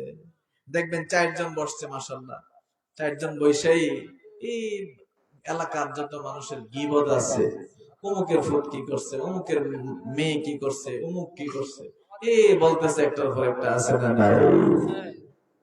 আপনার রোজা হইতেছে, আপনি তো ভাবতেছেন যে আমি তো সারাদিন না খেয়েছিলাম, রোজা তো হয়েছে। না না, আমার নবীজি বলতেছেন তোমার রোজা হয় না, তোমার শুধু না খেয়ে থাকা হয়েছে, তুমি সারাদিন শুধু না খায়া রয়েছো, কিন্তু রোজা বলতে কিছু হয় না। বলুন নাউজুবিল্লাহ। এই জন্যই আপনি রোজা কার থেকে শিখতেছেন এটা গুরুত্বপূর্ণ। আপনি নামাজ কার থেকে শিখতেছেন এটা গুরুত্বপূর্ণ। কোরআন কার থেকে শিখতেছেন গুরুত্বপূর্ণ। আপনি হজে গেছেন কার সাথে গেছেন এটাও গুরুত্বপূর্ণ। হজে আপনি কার সাথে গেছেন, আপনার গাইড কে, শিক্ষক কে আপনাকে শিখে রাস্তা দেখাইতেছে, ওই মানুষটা কেমন, কোন পর্যায়ের, কোন লেভেলের, ওইটা খুব গুরুত্বপূর্ণ। কথা বলেন ঠিক কিনা? এই জন্য তাহলে আল্লাহ কার কাছে শিখবো, প্রশ্ন আসতে পারে কিনা? এই নামাজ কার কাছে শিখবো, রোজা কার কাছে শিখবো, এই কোরআন তাহলে কার কাছে শিখবো? আমার আল্লাহ এইটার উত্তর কোরআনই বলে দিছে। বলুন সুবহানাল্লাহ। আহলাল যিকরি ইন কুনতুম লা তা'লামুন। এই তোমরা যদি কোনো কিছু না জানো, নামাজ যদি না বুঝো, রোজা যদি না বুঝো, কোরআন যদি না বুঝো, আমি আল্লাহ যার ভিতরে আছি তার কাছে গিয়ে জিজ্ঞেস করো। খুব গভীর কথা। আল্লাহ বলছেন, আমি যার ভিতরে আছি তার কাছে গিয়ে জিজ্ঞেস করো। হাকিকি নামাজ পেয়ে যাবা, নামাজের প্রতিষ্ঠা করে কেমনে সেটা বুঝে যাবা। কোরআন কি বলছি, কোরআনে আমি তার হাকিকি অর্থ বুঝে যাবা। হাকিকি রোজা কোনটা বুঝে যাবা। মাকবুল হজ কেমনে হয় বুঝে যাবা। আল্লাহু আকবার। তার কাছে যাও যার ভিতরে আমি আল্লাহ আছি। এখন কার ভিতরে আল্লাহ আছে, মানে প্রশ্ন কিন্তু একটার পর একটা। কথা কোন ঠিক কিনা? বুঝতেছেন না আপনারা? এখন কার ভিতরে আল্লাহ কেমনে বুঝবো? তো নিশ্চয় আমার মতন যারা এই লম্বা সাদা পাঞ্জাবি পরছে, একটা লম্বা টুপি আছে, মাশাআল্লাহ, এর ভিতরে তো আল্লাহ আছে, ঠিক না? ঠিক? জি না, এই লম্বা পাঞ্জাবির ভিতরে আল্লাহ থাকে না, এটার ভিতরে গুজুর বেশি থাকে। এটার ভিতরে আবার সবাই না, সবাই না। আমি পাঞ্জাবিকে যারা পরিমাণ নিরুৎসাহিত করছি না, কিন্তু আমার সমাজের বাস্তবতা বলছি, আমার সমাজের বাস্তবতা বলছি। বাবারা ভাইরা, দেখবেন যারা আদম ব্যাপারী, আদম আদম ব্যবসা করে না, বেশিরভাগ আদম ব্যবসায়ী টুপি পাঞ্জাবি পরে রাখে, ঠিক কিনা? বেশিরভাগই দেখে বাজারের বড় বড় ব্যবসায়ী যারা, বেশিরভাগই দেখবেন টুপি আছে, সাদা টুপি পাঞ্জাবি, মাশাআল্লাহ। বাজারের মসজিদের প্রথম কাতারের মানুষ দেয়নি, বাজারের জামে মসজিদের একেবারে ইমাম সাহেবের পিছনের যে যে মুসল্লি, এই মুসল্লি হইল বড় ব্যবসায়ী, কথা কোন ঠিক কিনা? যিনি যিনি মাশাআল্লাহ এখন থেকে গিয়ে দেখেন, সামনে রমজান মাস আসতেছে, এখন থেকেই গোডাউন ভরা শুরু করছে, আছে না নাই? এখন থেকে গোডাউন ভরা শুরু করছে, কিন্তু আবার ওইদিকে পাক্কা মুসল্লি। তার মানে কি? নামাজ প্রতিষ্ঠা হয় নাই তার ভিতরে, শুধু নামাজ পড়াই গেছে মানুষের সাথে, কিন্তু প্রতিষ্ঠা করতে পারে নাই, প্রতিষ্ঠা হয় নাই। প্রতিষ্ঠা হইলে ওই গোডাউনের ভিতরে জমা করতে পারতো না, কথা কোন ঠিক কিনা? বাবারা ভাইরা, তার মানে আল্লাহ কার ভিতরে আছে কেমনে বুঝবো? কার ভিতরে আছে? বড় বড় এরকম ওয়াজ করে যারা, নিশ্চয়ই তাদের ভিতরে, ঠিক কিনা? কেন তাদের ভিতরে? একজন বলতেছেন যে না, না হইলে ওনারে ৮০,০০০ টাকা দিয়ে নিয়ে আসেন। কি আজব মানুষ! আপনারাই বলেন না, আবার আপনারাই তারে ৮০,০০০ টাকা দিয়ে নিয়ে আসেন। কেমন হইল? দুই রকম হয়ে গেল না কথাটা? ৮০,০০০ টাকা মানে কি? ধরেন ১,০০,০০০ টাকা যে বক্তা, তার মানে হইল সে সবচেয়ে বড় বলি, সে সবচেয়ে বড় মুত্তাকি, সবচেয়ে বড় পরহেজগার, সবচেয়ে বড় আল্লাহওয়ালা মানুষ, সবচেয়ে বড় মাকবুল বান্দা। এই জন্যই তো তার কদর বেশি, তার রেট বেশি, কথা কোন ঠিক কিনা? তার রেট বেশি কেন? নিশ্চয় তার তাকওয়া বেশি, এই জন্য তার রেট। আমরা ছোট মৌলবী, রেট কম, কিন্তু তার তো রেট লাখ টাকার উপরে। কেন? কারণ মাকবুলিয়ত বেশি, মাকবুল বেশি সে, কথা কোন ঠিক কিনা? কথা কন না, ঠিক কিনা? কিন্তু উনি এমন মুত্তাকি, এমন তাকওয়া, এমন পরহেজগার মানুষ, ওনার মাহফিলে হাসি ছাড়া আর কিছু আসে না, রং ঢং ছাড়া আর কিছুই নাই, কথা কন ঠিক কিনা? তার মানে এই ধরেন এই বক্তব্যের ভিতরেও যারা ওয়াজ মাহফিলের পেশাই, এটা ওয়াজ মাহফিলটাই পেশা। তো পেশা মানে কি? পেশা হইল এটারে যত বেশি রং ঢং দেখানো যায়, যত বেশি মানুষের মধ্যে তাক লাগানো যায়, তাক লাগায় যত বেশি তাক লাগাইতে পারবো, তত বেশি তো এটার পেশা দাম বাড়বে, রেট বাড়বে। কি বাড়বে? কথা বল না, কি বাড়বে? রেট বাড়বে, আর রেট বাড়লেই তো ইনকামও বেশি। তাহলে আমরা কোন দিকে হাঁটতেছি? প্রকৃত আল্লাহ পাবো তাহলে কার ভিতরে গেলে? কার কাছে আল্লাহ পাওয়া যায়? বাবারা ভাইরা, কিছু সিমটম আমি আপনাকে বলে যাই, কিছু আলামত আমি আপনাদেরকে বলি, কাদের ভিতরে আল্লাহ পাওয়া যায়। আল্লাহ পাওয়া যায় এমন মানুষের ভিতরে, তার ভিতরে আল্লাহ আছে বুঝবেন কয়েকটা আলামত। ১ নম্বর আলামত হলো, আপনি তার কাছে গেলে আপনার দুনিয়ার প্রতি যে মোহ ছিল আগে, এই মোহটা একটু কমে যাবে। এই মোহটা কমে একটু আল্লাহর দিকে মনটা ডাইভার্ট হয়ে যাবে। সুবহানাল্লাহ। এটা বোঝার কিছু সিমটম। আপনি এমনিতে দুনিয়াতে যেভাবে চলাফেরা করেন, দুনিয়ার মোহ আপনাকে যেভাবে আকর্ষণ করে, ওই মানুষটার সামনে গেলে কেন জানি অটোমেটিক্যালি দুনিয়ার মোহটা একটু কমে, আল্লাহ আল্লাহ রাসূলের প্রতি একটা মহব্বত তৈরি হয়। সুবহানাল্লাহ। কেন? আল্লাহ পাকের, আল্লাহ পাক এর উপস্থিতি মানে আল্লাহ রহমতের উপস্থিতি, আর আল্লাহর রহমত যেখানে থাকবে ওই মানুষটার মধ্যে ওই রহমত ঢুকে যাবে।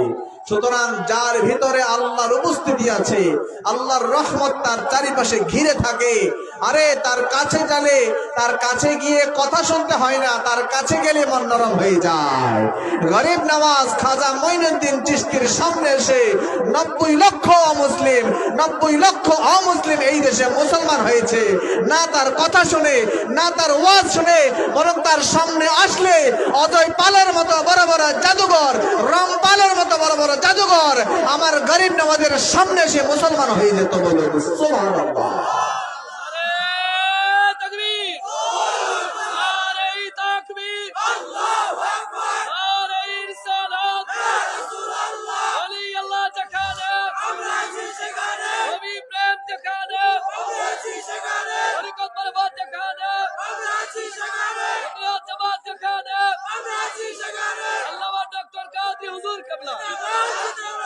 তার কাছে গেলে, তার কাছে গেলে আপনার মন অটোমেটিক্যালি আল্লাহ আল্লাহ রাসূলের দিকে চলে যাবে।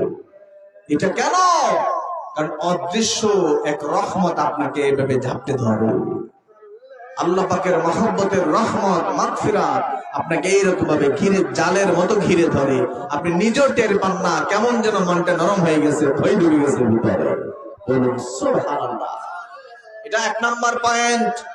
নাম্বার 2 পয়েন্ট হচ্ছে, আপনি তার কাছে গেলে সাধারণত ওই তার মধ্যে যে একটা বাহাদুরি, ধরেন আমি অমুক, আমি এটা পারি, আমি এটা করতে পারি, আমার এটা, আমার সেটা, এই যে কথাগুলি, অর্থাৎ অহংকার, শুধু বাহাদুরি কথা তার ভিতর থেকে পাবেন না, কখনোই পাবেন না। কিন্তু মাশাআল্লাহ আমাদের দেখবেন অধিকাংশই হুজুরদের কাছে গেলি ওনার বেড়াগিরি ছুড়ে তখন যাবে। কথা বলেন ঠিক কিনা? কয়েকদিন আগে একজন পীর সাহেবের সাথে আমি একটু কোলাকুলি করলাম কোন একটা প্রসঙ্গে, দেখা হইলো, আসলো আমাদের কাছে, তো কোলাকুলি করলাম, মুসাফা করলাম, কোলাকুলি করলাম। কোলাকুলি করে আমি ওনাকে কানে, কোলাকুলি করতেছি, কোলাকুলি অবস্থায় মুখের কাছে কান যায় না, কথা কোন ঠিক কিনা? তো কানের কাছে যখন গেছে আমি ওনাকে বললাম, ভাইজান একটু হাদিয়া দেই, আপনার একটু কি দেই, হাদিয়া দেই। তো ওনার মুখ তো আমার কানে, ওনার মুখ আমার কানে না, উনি বলতেছেন যে না না না, হাদিয়া লাগবে না, হাদিয়া আমরা পিছনে ঘুরি, হাদিয়া আমরা, কথা কন না, হাদিয়া আমরা। তখন সাধারণ একটা মানুষ কি ভাববে, বাপরে বাপ কত বড় হুজুর, এটা ভাববে না? বাপরে বাপ কত বড় হুজুর, বাবারে তাই না, একটু মারাত্মক বড় হুজুর, হাদিয়া দানের পিছে পিছে ঘুরে। কিন্তু আমার কাছে কি মনে হইলো জানে? সাথে সাথে আমার কাছে মনে হইল তোমার লেভেল কদ্দুর মাপা হয়ে গেছে। মারিফতের জগতে বড় বিশ্বাস, মানে তাইনি একজন বড় বিশ্বাস বলতে একজন নাম করা বিশ্বাস আর কি। তো তাইনি যে বিশ্বাস, তাইনের ভিতরে, এই সিনার ভিতরে কি মাল আছে, এই সিনার ভিতরে মারিফত, নূর কদ্দুর আছে, ওনার এই এক কথাই আমার বোঝা হয়ে গেছে, মাপকাঠি হয়ে গেছে। জ্বর আসলে যেরকম থার্মোমিটার দেন না, থার্মোমিটার, থার্মোমিটারতে দেখেন না জ্বর কদ্দুর, কথা কোন ঠিক কিনা? দেখেন না, ওই এক কথায় থার্মোমিটারের মতো মাপা হয়ে গেছে ওনার মারিফত কদ্দুর। মারিফতওয়ালা লোক এই টাইপের অহংকার মূলক কথা বলতে পারে না। হাদিয়া দেওয়া নেওয়া কি সুন্নত, হাদিয়া দেওয়া নেওয়া কি সুন্নত। আমার নবীজির সুন্নত আপনি অবজ্ঞা করে বললেন সুন্নত আমার পিছনে ঘুরে, সুন্নত আমার পিছনে ঘুরে, একই তো কথা। হাদিয়া দেওয়া নেওয়া সুন্নত, নবীজি বলেছেন হাদিয়া দিও তোমরা, মহব্বত বাড়বে। এটা বলতে পারতো যে না ভাইজান লাগবে না, অসুবিধা নাই, শুকরিয়া, জাযাকাল্লাহ, লাগবে না, ধন্যবাদ আপনারে, তাই না? এটা হইতে পারে যে ভাইজান আমার লাগবে না, অসুবিধা নাই, আমি খুশি হয়েছি, আপনি বলছেন আমি খুশি হয়েছি, লাগবে না। উনি বললেন কি হাদিয়া আমার পিছনে ঘুরে, মানে সুন্নত আমার পিছনে ঘুরে। বাবারা, ভাইরা, এই হচ্ছে ক্রাইটেরিয়া, আপনার মাপকাঠি, আপনি বুঝে যাবেন, তার কথাই বুঝে যাবেন। বান্দা যত উপরে উঠবে আল্লাহর মারিফতের জগতে, বেলায়েতের জগতে, নূরের জগতে, বান্দা যত উপরে উঠবে তার কথা বলা, তার আচরণ তত নিচে নামতে থাকবে, তত তত বিনয়ী হবে সে, তার মধ্যে এই টাইপের অহংকারমূলক কথা আসবে না। বলুন না সুবহানাল্লাহ। 2 নাম্বার কয়টা গেছে? নাম্বার 3, কখনোই পরের জিনিস, ধরেন টাকা পয়সা, লেনদেন, জমি জমা, এই সমস্ত বিষয়ে কখনোই আরেকজনের জিনিসটা সে মেরে দিবে না। 1 টাকা 1 যাররা পরিমাণ বান্দার হক সে মারবে না। আল্লাহর ওলি যারা, তারা সবচেয়ে বেশি কনসার্ন থাকে, ওয়াকিফাল থাকে, সতর্ক থাকে বান্দার হকের বেলায়। বান্দার হকের বেলায় তারা খুব সতর্ক। কেন জানে? কারণ তারা খুব ভালো করেই জানে আল্লাহর মারফতের জায়গায় যত বেশি উপরে উঠে না কেন, এই জায়গায় যদি যারা পরিমাণও আটকে থাকে, ওইটা আটকাই থাকবো সারা জীবন। ওইটা ইহকালে আটকায় থাকবো, পরকালে আটকায় থাকবো, ছুটবে না কোনোদিন। আল্লাহর মারফত হাসিল করতে যত উপরে উঠি না কেন, ওই মারফত আমাকে বান্দার 1 টাকা যদি মেরে দেয়, ওই 1 টাকাও আমাকে মাফ করাইতে পারবে না। এটা উনি জানেন। বিদায় বান্দার সাথে কোনো মুআমালার ক্ষেত্রে, লেনদেনের ক্ষেত্রে সে খুব সাবধান হয়। সে কারো জমি, কারো হক বা কারো অর্থ পয়সা লেনদেন, অথবা ঋণ নিল কারো কাছ থেকে কোনো প্রয়োজনে, মনে করেন আপনি, আমাদের দেশে কি হবে দেখবেন, ঋণ দিলে আর চিনে না। আগে যাও একটু সম্পর্ক ছিল, ঋণ দেওয়ার পরে আর এটাও নেই। ঋণ দেওয়ার পরে যিনি ঋণ দিছেন, যে নিচে তারা খুঁজে বেড়ানো লাগে। কথা কম ঠিক কিনা? আমি এমনও দেখছি বাবারা, ভাইরা, নাম বলতেছি না, গিবত হবে। আমি বিশ্ববিদ্যালয়ে একদিন দুপুরে খাইতেছি আমাদের ক্যান্টিনের মধ্যে, তখন আরো 7-8 বছর আগের কথা বলতেছি। ক্যান্টিনে খাইতেছি, তো একটা ছেলে এসে, ক্যান্টিনের ছেলে আর কি, সে এসে বলতেছে, স্যার আমার খুব অসুবিধা, একটু বাড়ি যাবো, যদি কিছু টাকা দিতেন, আমারে কিছু টাকা দিতেন। আমি ভাববো গরিব মানুষ আর কিছু চাইতেছে, বলে স্যার আমি আবার বেতন পাইলে আপনারা দিয়ে দিব। মানে ইয়ে হিসেবে না, মানে দান হিসেবে না, ঋণ হিসেবে, ধার হিসেবে, ঋণ হিসেবে তারে দিতাম কিছু টাকা। সে বাড়ি যাবে, কিছু খরচপাতি লাগবে, আইসা আবার বেতন পাইলে দিয়ে দিবে। তাহলে এমনটা কি 10-20 টাকার এমন, 10-20 টাকার এমন? তাই বললাম আচ্ছা ঠিক আছে, সার্বক্ষণিক ক্যান্টিনে থাকে, সবসময় আমরা আসলে খাবার দেয়, তো কিছু দেই। আচ্ছা বাড়িতে গেলে তো লাগবে, খরচ টরচ লাগে না বাড়িতে গেলে, আইসা তো আবার বেতন পাই দিয়ে দিবে। তা আমি একটা অ্যামাউন্টও বললাম না, দিয়ে দিলাম। পরবর্তীতে 2-3 দিন যখন গেছে, কয়েকদিন গেছে, ক্যান্টিনের যে মূল মালিক সে বলতেছে, স্যার অমুকে কি আপনার কাছ থেকে টাকা পয়সা নিছে? আমি বললাম হ্যাঁ নিচে তো কিছু। আরে আমার যদি জিজ্ঞেস করে দিতেন। বললাম কি হয়েছে? হয়তো একেবারে ছুটি নিয়ে চলে গেছে, আর আসবে না। কি হয়েছে? হে চাকরি ছেড়ে দিয়ে বাড়ি গেছে গা, আর আসবে না। তা আমি বললাম তাই নাকি? জি স্যার। হ্যাঁ তো শুধু আপনার কাছ থেকে নেই নাই, আপনাকে কেন জিজ্ঞেস করলাম জানেন? এরকম আরো কয়েকজন স্যার থেকে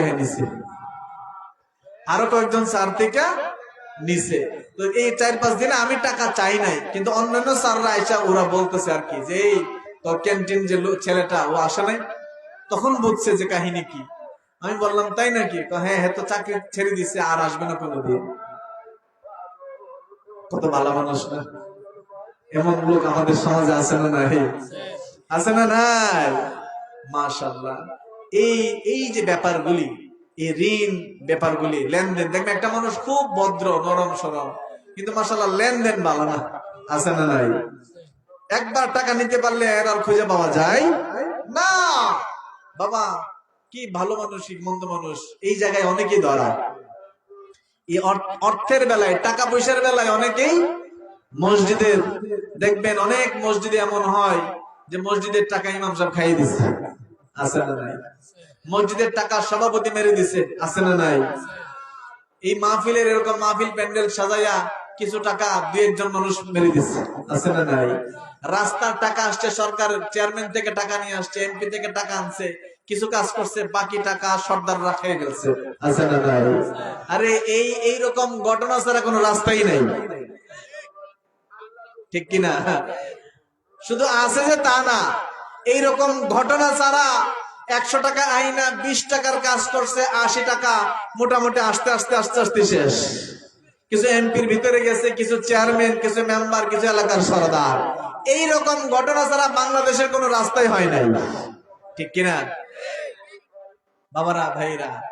এই যে ব্যাপারগুলি, এই অর্থের ব্যাপারগুলি আল্লাহওয়ালা ব্যক্তির কখনোই এগুলো করবে না।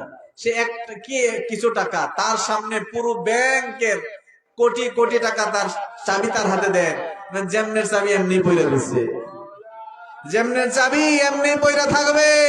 ওই মানুষটা হইল আল্লাহ বলি, তার ভিতরে আল্লাহ আছে। যেই আলেমের মধ্যে অর্থ টাকা পয়সার সমস্যা দেখবেন, সে শুধু পাঞ্জাবির বেশ ধরছে আর কিছুই না।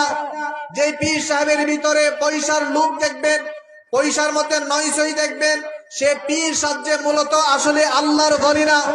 যে ইমাম সাহেবের মধ্যে এই অর্থের লেনদেনের মধ্যে 2 নাম্বারই আছে, সে ইমাম সাজছে, ইমাম হওয়ার মতো কোনো যোগ্যতা তার নাই। যেই চেয়ারম্যান মেম্বার, যেই মানুষটা সমাজের সরকারের মধ্যে টাকার মধ্যে অর্থের গরমিল আছে, মানুষের অর্থ খেয়ে মেরে দেওয়ার অভ্যাস আছে, সে সর্দার হয়েছে ঠিকই, কিন্তু ভালো মানুষ হতে পারে আল্লাহ যার ভিতরে আছে। এই জায়গাটা দেখবেন একেবারে স্পষ্ট, ফকফকা, কোনো সমস্যা তার মধ্যে নাই।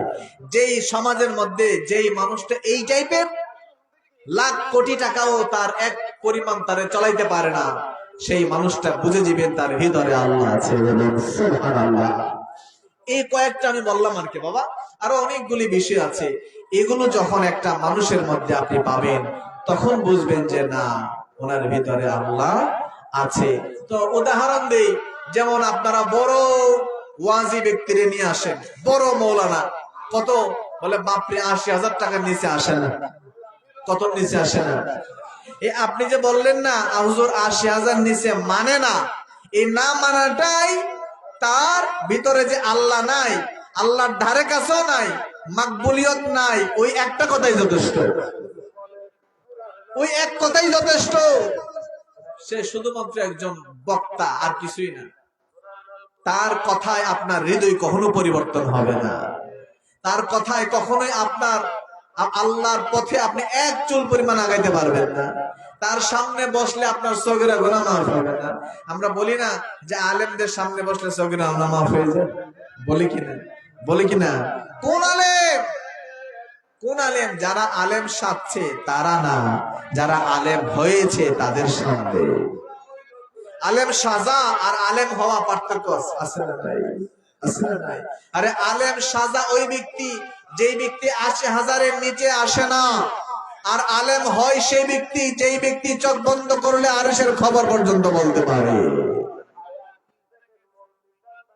আলেম হয় সেই ব্যক্তি, যেই ব্যক্তি পৃথিবীর কোন মোহ, কোনো কিছুই তাকে টলাইতে পারে না। সে ব্যক্তি আলেম হয়েছে। অনেক সময় বই পয়রা হয়, অনেক সময় সাধনার মাধ্যমে হয়, একজন আল্লাহর ওলির সুহবতের সাধনার মাধ্যমে। বলুন সুবহানাল্লাহ। ওলি হওয়ার 2টা পথ, ওলি হওয়ার 2টা পথ।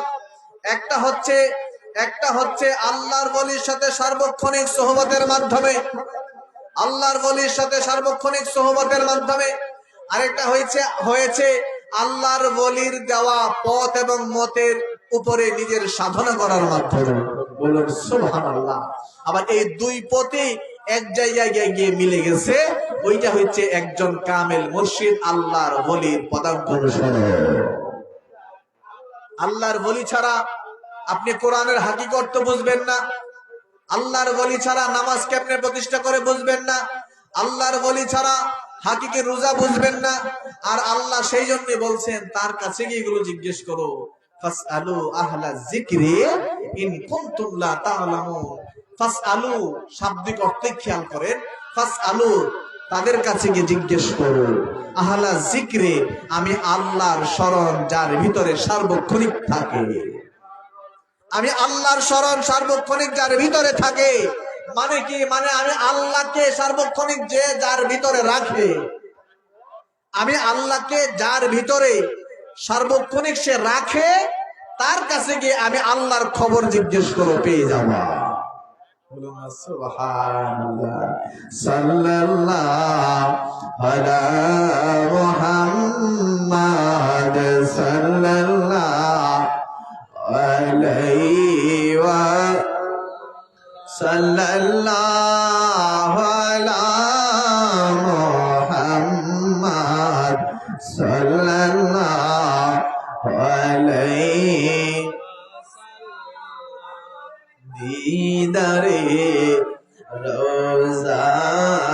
कि तमन्ना दिल में है यही तराना ओ कैसे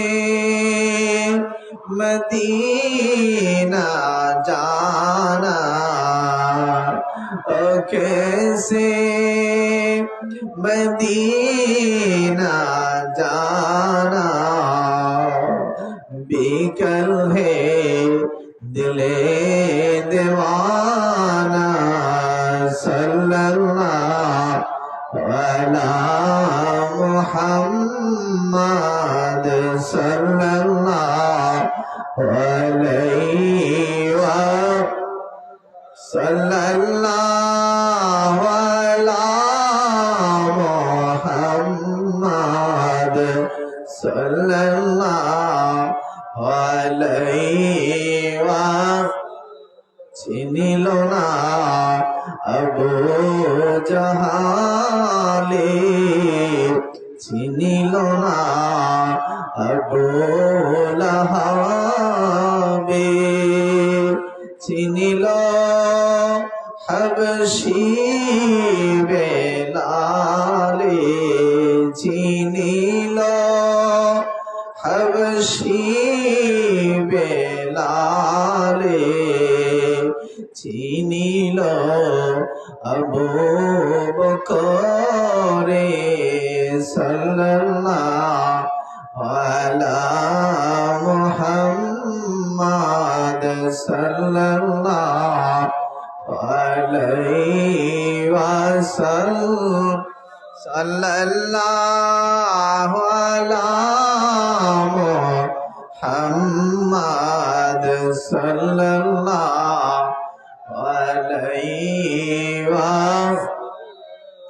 আমার কষ্ট হচ্ছে আপনাদের আমার নবীজির মহব্বতের দুরূদ ভালো লাগে কি লাগে না কথা বলেন লাগে কি লাগে না ঠান্ডা লাগতেছে মনে হয় আপনাদের বেশি একটা জোশ আসতেছে না বাবারা ভাইরা আমার নবীজির মহব্বতে দুরূদ পড়তে ভালো লাগে কি লাগে না দুটা হাত তুলে দেখান তো কার কার ভালো লাগে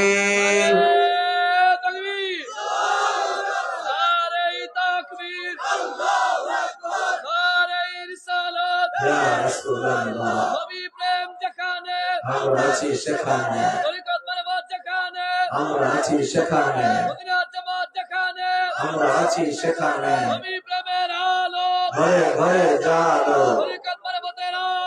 ঘরে ঘরে জালো জিন্দাবাদ জিন্দাবাদ বাবারা ভাইরা হাত নামান কষ্ট হচ্ছে আপনাদের লম্বা সময় ধরে বসে আছেন বাবা কিছুক্ষণের মধ্যে আব্বা চলে আসবেন আপনাদের তালিম তাওয়াজ্জুদ ইনশাআল্লাহ শেষ করবেন আমরা শেষ করে ইনশাআল্লাহ বাড়ি যাব কিন্তু কি করব রাজি আছেন না রাজি আছেন না আমাদের বিশেষ করে আমাদের পীর ভাইরা যারা বাইরে ঘুরতেছেন আমি দেখলাম দুই একজন উঠছেন বাইরে ঘুরছেন এটা খুব অসুন্দর একটা ব্যাপার আমাদের পীর ভাইরা একজনও বাইরে থাকবেন না সবাই মাহফিলের প্যান্ডেলে ভিতরে চলে আসুন আল্লাহ পাক যেন কবুল করে সকলে আল্লাহুম্মা আমিন আমার বাবারা ভাইরা যেটি বলছিলাম দেখেন আজকে শুধু একটা পয়েন্টে কথা বলেছি 2 ঘন্টা শেষ অলরেডি 10টা থেকে 12টা বেজে গেছে শুধু একটা পয়েন্ট কি পয়েন্ট হচ্ছে নামাজ কেমনে প্রতিষ্ঠা হয় কথা কোন ঠিক কিনা এই বিষয়টা কি আপনারা বুঝে আসছে আপনাদের বাবারা ভাইরা যেটি বলছিলাম যে শুধু মজা লাগলেই হবে না বরং কিছু বুঝে বাড়িতে নেওয়া লাগবে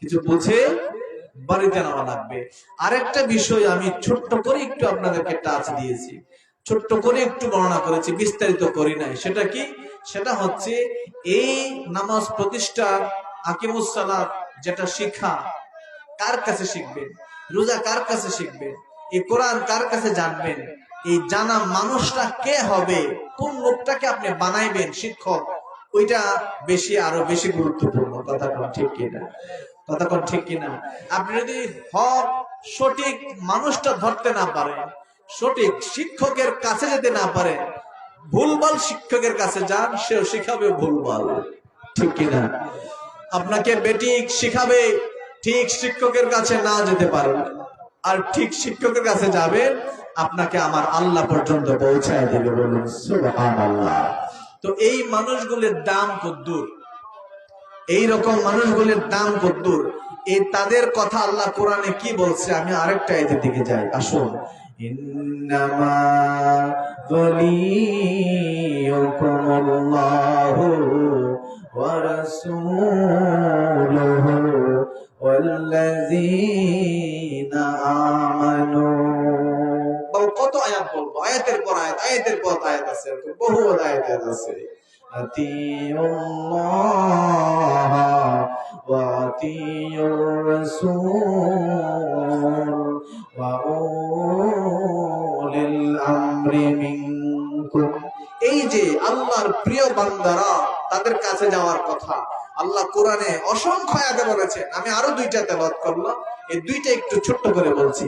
আল্লাহ বলেন আতিউল্লাহ ওয়া আতিউর রাসূল, এই বান্দারা শোনো, আমি আল্লাহর আনুগত্য করব। কার আনুগত্য? কথা বলেন, কার আনুগত্য? সবাই কার আনুগত্য? আল্লাহ, আপনার আনুগত্য করব। তারপর আল্লাহ বলছেন ওয়া আতিউর রাসূলা, এবং সাথে সাথে আমার রসুলেরও আনুগত্য করো। বলুন সুবহানাল্লাহ। আমি আল্লাহর আনুগত্য করো, সাথে সাথে আমার রসুলের আনুগত্য করো। এরপরে কি বলছে দেখেন,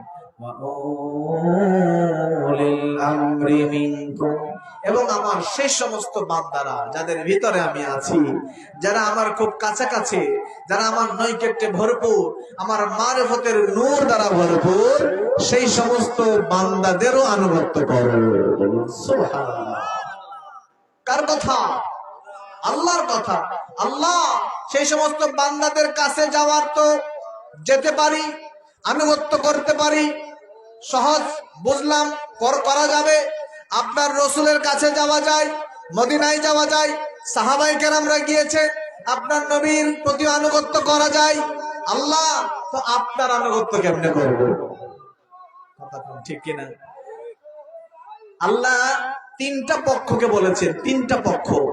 বাবা, এরকম সুরের তালের ওয়াজ করার টাইমই তো পাই না।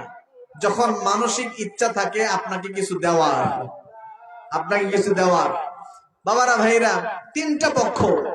একটা হচ্ছে আল্লাহ, আরেকটা হচ্ছে রসুল, আরেকটা হচ্ছে আল্লাহর প্রিয় বান্দারা। বলুন সুবহানাল্লাহ। এই তিন পক্ষের আনুগত্য করতে কে বলছে? কে বলছে?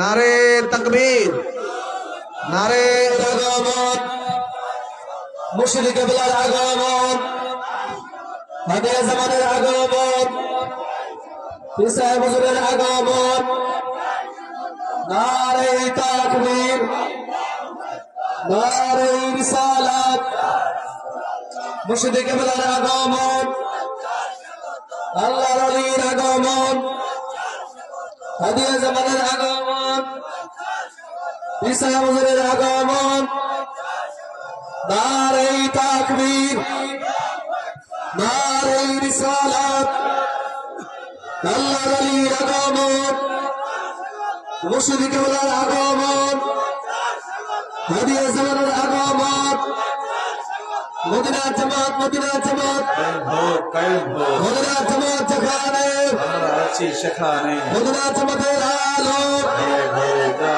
হযরত পীর সাহেব কিবলা, মুর্শিদ কিবলা, মুর্শিদ কিবলা জিন্দাবাদ।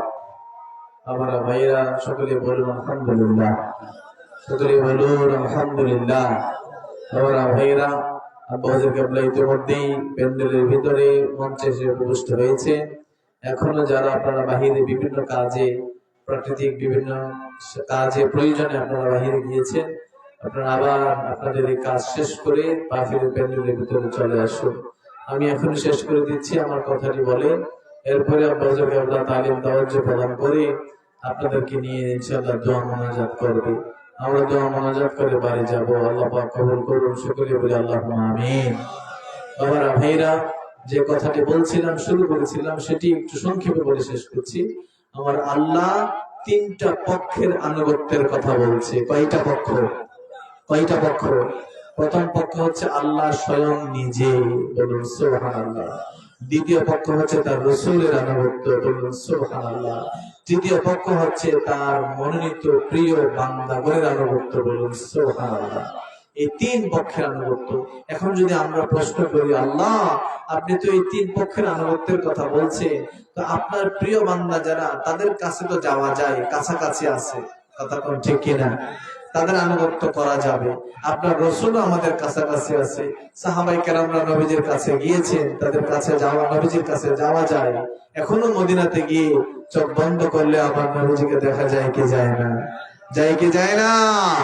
আমার নবীজির কাছে যাওয়া যায়। আল্লাহ তো আপনার আনুগত্য কেমনে করবো? ঠিক কিনা? ঠিক কিনা? আল্লাহ আপনার আনুগত্য কেমনে করব? এর জবাব আমার আল্লাহ কোরআনে আবার বর্ণনা করে দিয়েছে, মাইয়ুতির রাসূলা ফাকাদ আতা আল্লাহ। এই পৃথিবীর মানুষেরা শোনো, একের ভিতরে দুই। আমার নবীর আনুগত্য করলে আমার নবীর আনুগত্য হয়ে যাবে, আবার আমার নবীর আনুগত্য করলে আমি আল্লাহর আনুগত্যও হয়ে যাবে।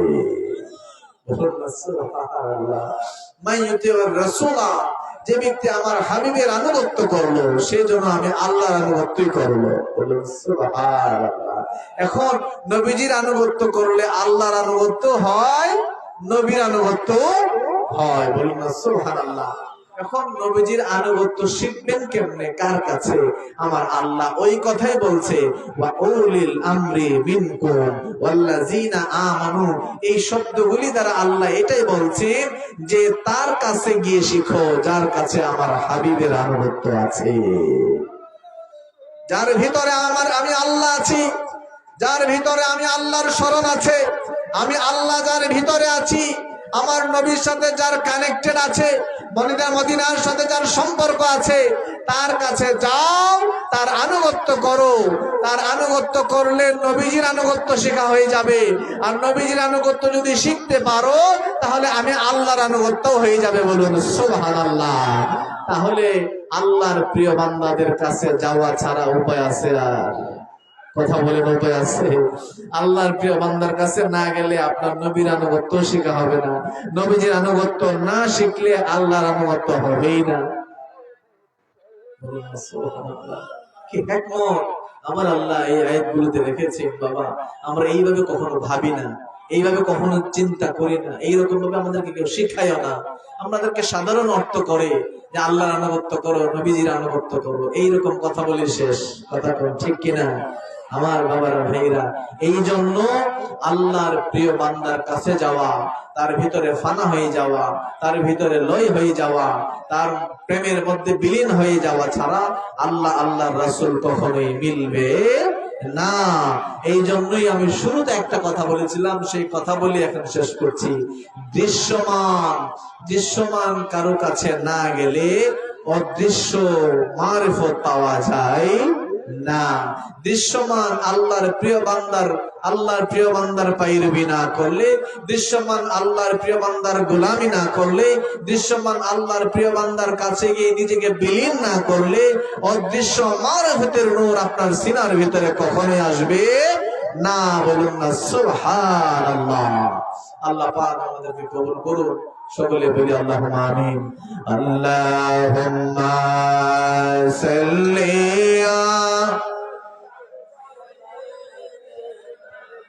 মাওলানা মুহাম্মাদ ওয়া আলা আলি সাইয়্যিদিনা।